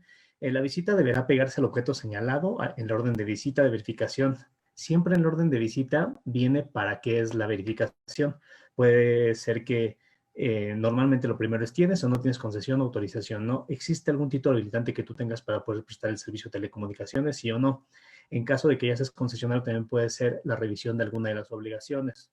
Como ya algunos saben, la propia concesión, el título de concesión, la Ley Federal de Telecomunicaciones, lineamientos del Instituto Federal de Telecomunicaciones, normas oficiales mexicanas, tienen obligaciones a cumplir por parte de los concesionarios, y el instituto tiene la facultad de verificar el cumplimiento de cualquiera de estas obligaciones. Pero si te digo, yo como verificador, en mi orden de verificación dice que vengo a verificar tu código de prácticas comerciales, ¿no? Entonces, no puedo yo, si solamente viene eso, después irme a revisar si tus tarifas, si tu contrato de adhesión o otra cuestión, ¿no? Solamente es para eso. La verificación se llevará ante 2 testigos designados por quien atienda la verificación, y en caso de negarse a nombrarlos, el verificador. Siempre el verificador tiene la obligación de hacerte partícipe y preguntarte quiénes serán los 2 testigos, ¿no? En caso de que tú te niegues a señalarlos, así lo asentará el verificador en el acta, y él procederá a nombrarlos él mismo. La verificación se llevará ante 2 testigos, esa parte ya la vimos. De la visita se levantará un acta circunstanciada, de la cual se dejará copia a la persona que se entendió con la diligencia. Esta acta circunstanciada va a tener justamente todas las circunstancias que se dieron en toda esta verificación. Es importante saber que tú tienes derecho a visitar, a acompañar al verificador durante todo este tiempo para revisar que lo que esté asentando es cierto, y a su vez tú tienes también el derecho de poner tus propias observaciones en cualquier momento en que se esté redactando el acta o al final, ¿no? Entonces es importante que les dejen copia. Normalmente cuando no se encuentra la persona a la que va a dirigir la verificación del Instituto Federal de Telecomunicaciones o los verificadores, para protegerse ellos, y es dejar un citatorio. Después de este citatorio, y ahora sí regresa normalmente un día después y realiza la verificación con quien se entienda. Es importante saber que no es obligatorio que te dejen este citatorio. Podrían ellos llevar a cabo la verificación con cualquier persona que se encuentre y con la que se puedan entender. Ahora vamos a la parte de sanciones. La vamos a ver muy rápido. No queremos asustarlos, en realidad. Exactamente. Esa es la ley de sanciones. Bueno, hay muchas otras sanciones, pero nos vamos a basar en lo que normalmente se da. Para el tema que estamos viendo, incumplir con los niveles de eficiencia del uso del espectro radioeléctrico establecidas por el IFT, es una multa equivalente al 2.01 hasta el 6% de los ingresos. Cuando hablamos de ingresos, estamos hablando de los ingresos del ejercicio anterior. ¿Cómo sabe el instituto cuáles fueron estos ingresos? Lo que hace es solicitar al propio verificado que entregue él documentos fiscales. Lo normal es la declaración del ejercicio anterior.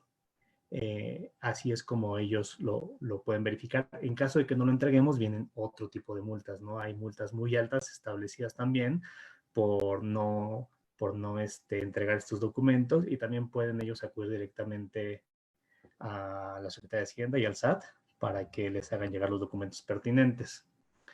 Este es muy importante, prestar los servicios de telecomunicaciones o radiodifusión sin contar con concesión o autorización, es decir, sin contar con el título habilitante correspondiente. Esta multa es de un 6.01 hasta el 10% de los ingresos. Cuando hablamos de ingresos, hay que tener en cuenta que no estamos hablando de utilidades. Entonces, sí son multas un tanto importantes.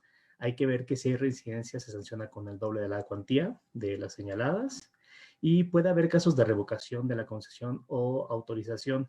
Estos casos ya, digamos, son los más extremos. La pena máxima es justamente esta revocación, y bueno, justamente una de esas es utilizar las concesiones o las autorizaciones para fines distintos a los otorgados por el IFT. Otro de las sanciones que se establecen, que son un tanto socorridas, es la pérdida de bienes a favor de la nación. En este caso que ya hemos visto, prestar los servicios de telecomunicaciones sin el título habilitante correspondiente. ¿Qué pasa? Pues que el instituto en el acto de la verificación asegura los bienes, y una vez que se lleva a cabo todo el procedimiento de sanción, y si se llega a determinar que estabas prestando los servicios de telecomunicaciones sin concesión o sin autorización, se puede hacer la requisa de los bienes, ¿no? La pérdida de bienes a favor de la nación. También esto puede pasar cuando invades o obstruyes las vías generales de comunicación, que como lo dijo Sofía hace rato, también puede pasarse de una materia administrativa o una pena administrativa a una pena meramente penal. Hay delitos establecidos en cuanto a intervención o afectación a las vías generales de comunicación. Y justamente aquí en la última del slide es esa de 8 años de prisión y multa de 7,000 a 36,000 salarios mínimos a quien dañe, perjudique o destruya cualquier vía general de comunicación en materia de telecomunicaciones o radiodifusión, bien mueble o inmueble utilizado para la instalación u operación de la concesión. La razón de ser de esto es que obviamente estás afectando a las comunicaciones generales, y también un poquito ahí en las resoluciones que hay se habla que podrías estar un poquito metiéndote con intervención, ¿no? En comunicaciones privadas. Si nos vamos a la siguiente, por favor, ya vamos a terminar para que sigamos después con más preguntas. La actividad internacional, esto ya lo decimos muy rápido porque ya lo mencionamos mucho. El órgano máximo en cuanto a la administración del espectro es la Unión Internacional de Telecomunicaciones, y es el organismo especializado de las Naciones Unidas y encargado de las tecnologías de la información y la comunicación.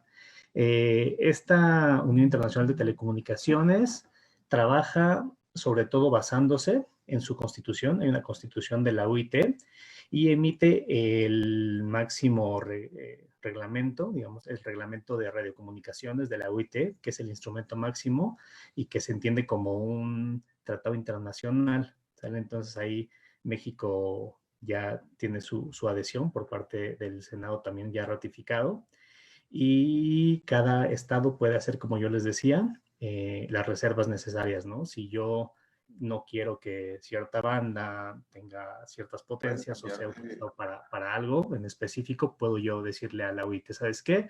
Pongo mi reserva en estos términos y no lo voy a aceptar, ¿no?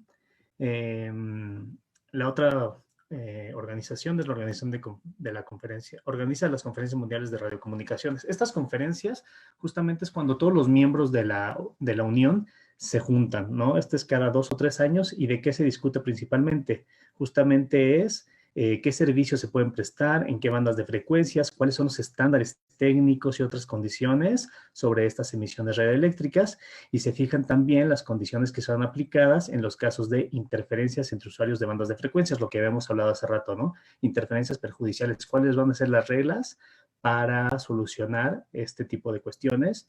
Algunas de las reglas pueden ser, por ejemplo, te sustituyo la banda, ¿no? Si tú tienes un uso secundario o una banda en un uso secundario, te sustituyo la banda para que dejes de interferir al que tiene el uso primario. Otro de los organismos es la Convención Interamericana de Telecomunicaciones. Este, digamos, es el organismo local. Es parte de la OEA. Al ser nosotros, México, parte de la OEA, pues entonces también ya estamos adheridos a la Comisión Interamericana. Tiene alguna relación en cuanto a solicitar adhesiones a la UIT por parte de organismos nacionales. Esto es importante también decírselos. Nosotros como colegios, como asociaciones, como este tipo de organismos, podemos solicitar que se nos incluya dentro de la Unión Internacional de Telecomunicaciones. Y bueno, ahí sería nada más ver en qué capítulo o en qué temas queremos estar. Hay diferentes capítulos. Por ejemplo, está el de Administración del Espectro Radioeléctrico, donde se podría incidir. Estas inscripciones tienen un costo, una membresía anual que va variando dependiendo del tipo de asociación o organismo que se quiera adherir. Y bueno, en esta cuestión también nada más recalcarles que ante estos organismos, la Secretaría de Comunicaciones y Transporte es la encargada de realizar las gestiones para representar al Estado mexicano. Y no sé si tenga algo ahí que decir, Sofi.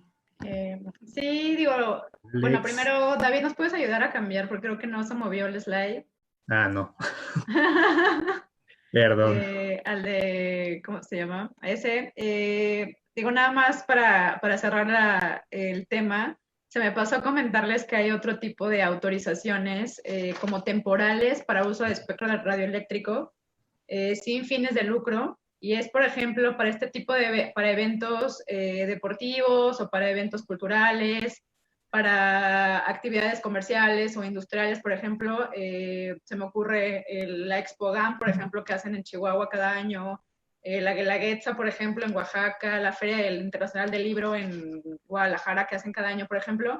Este tipo de eventos pueden obtener un tipo de autorización temporal por parte del IFT para explotar espectro radioeléctrico sin fines de lucro durante el tiempo que dure el evento. Regularmente el IFT otorga este tipo de autorizaciones por 60 días cuando son eventos como muy específicos y hasta 5 años cuando son como eventos comerciales o industriales que se van a desarrollar en un periodo de tiempo bastante largo. Digo, es importante que lo tengan en mente, que es una posibilidad en caso de que tengan algún cliente que tenga este tipo de eventos, que tenga un evento cultural, un evento comercial o industrial, y que pueden obtener este tipo de autorizaciones que son temporales, que no son con fines de lucro, son para la comunicación interna de este tipo de eventos y que pueden obtener también espectro para este tipo de eventos muy específicos. Y es probable que el IFT les pida algún pago por contraprestación. ¿Por qué? Porque están explotando espectro, que es propiedad del Estado y que lo organiza el IFT. Pero bueno, es importante que lo tengan en mente. También nos llegó por ahí un cliente hace medianamente poco, que nos dijo, oigan, ¿quieres este tipo de permiso? No sé qué, ajá, a ver qué es, ¿no? Y ya les decíamos, no, no puedes obtener este tipo de autorización, porque además obviamente el IFT te va a pedir que acredites que es para este tipo de eventos, te va a pedir que le des especificaciones de dónde se va a instalar, cómo se va a instalar, quién lo va a administrar.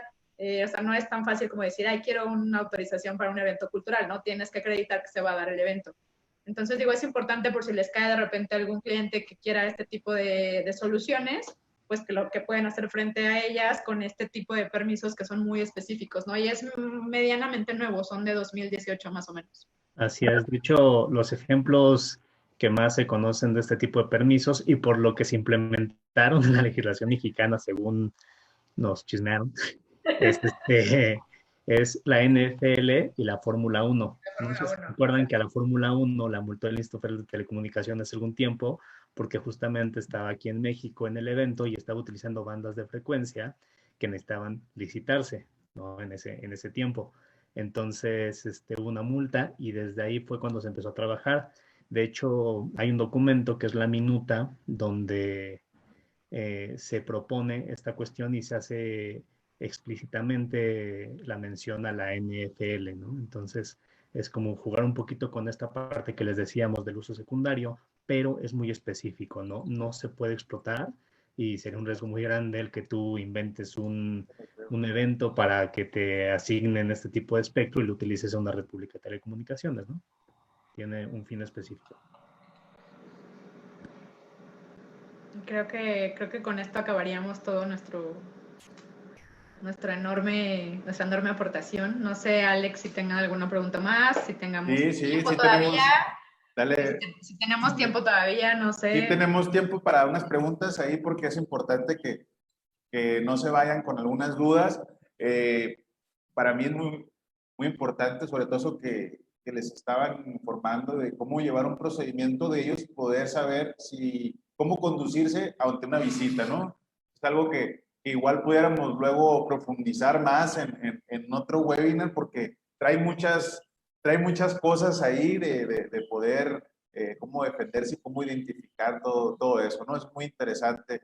Sobre todo que hay muchos, ahora sí que mitos de que a mí me dijeron que hacen esto, a mí me dijeron que pasa lo otro, ¿no? Todo eso. Pero vamos a ver si tenemos algunas preguntas, David, ahí de las que tengas, que nos hayan llegado, a ver si tienes alguna. Sí, hola, buenas tardes para todos. Nos preguntan lo siguiente, Samuel García. La banda desde 5 Hz es espacio libre, ¿es correcto?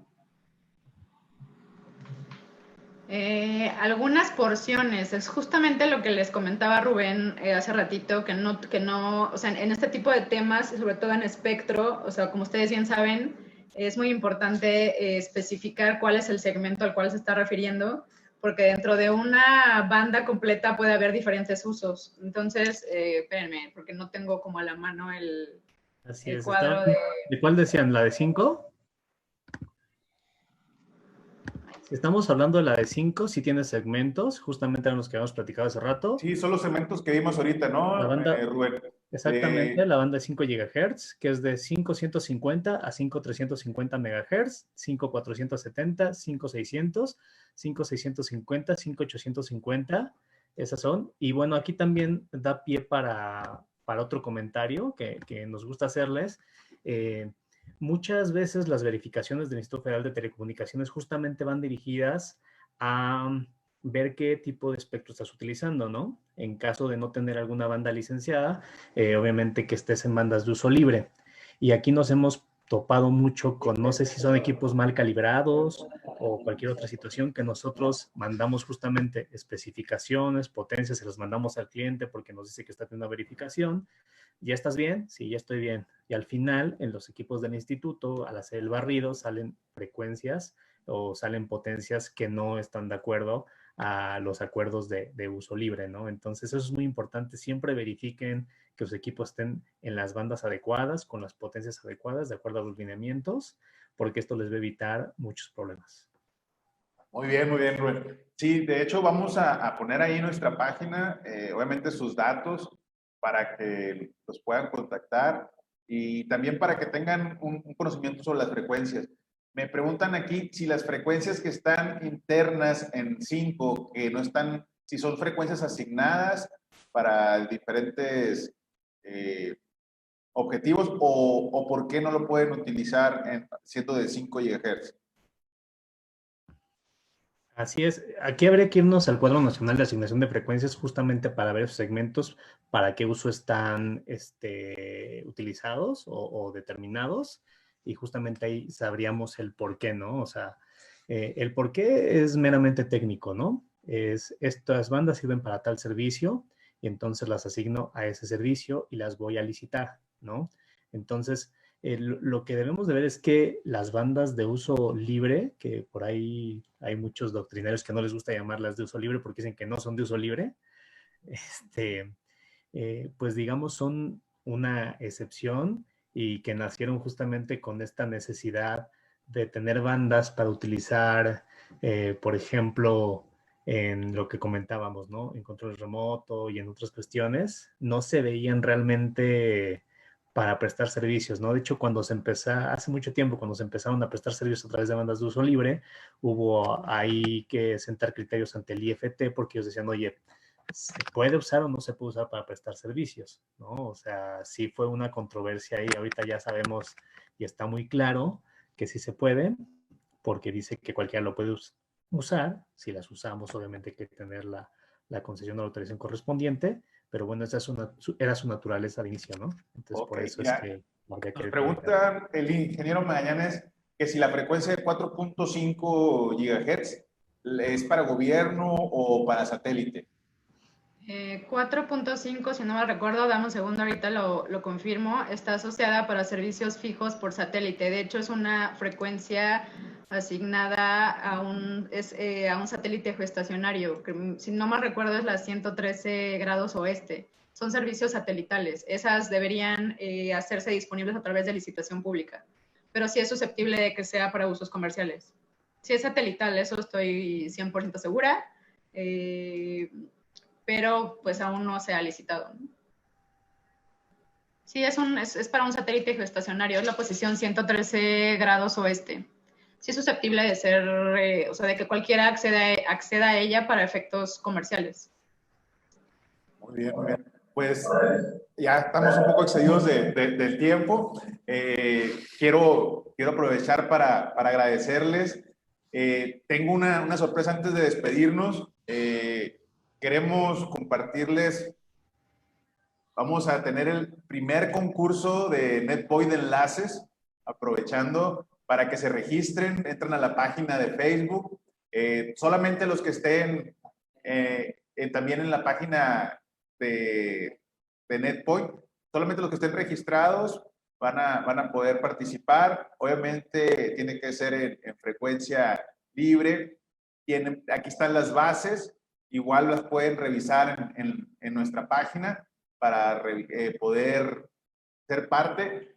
Le vamos a compartir los premios porque aquí el tiempo se nos está yendo, pero están muy interesantes, ¿no? Es un par de antenas NP3, un par de antenas NPX, las nuevas, que están generando mucha sensación para el segundo lugar. El tercer lugar es también un par de Armor.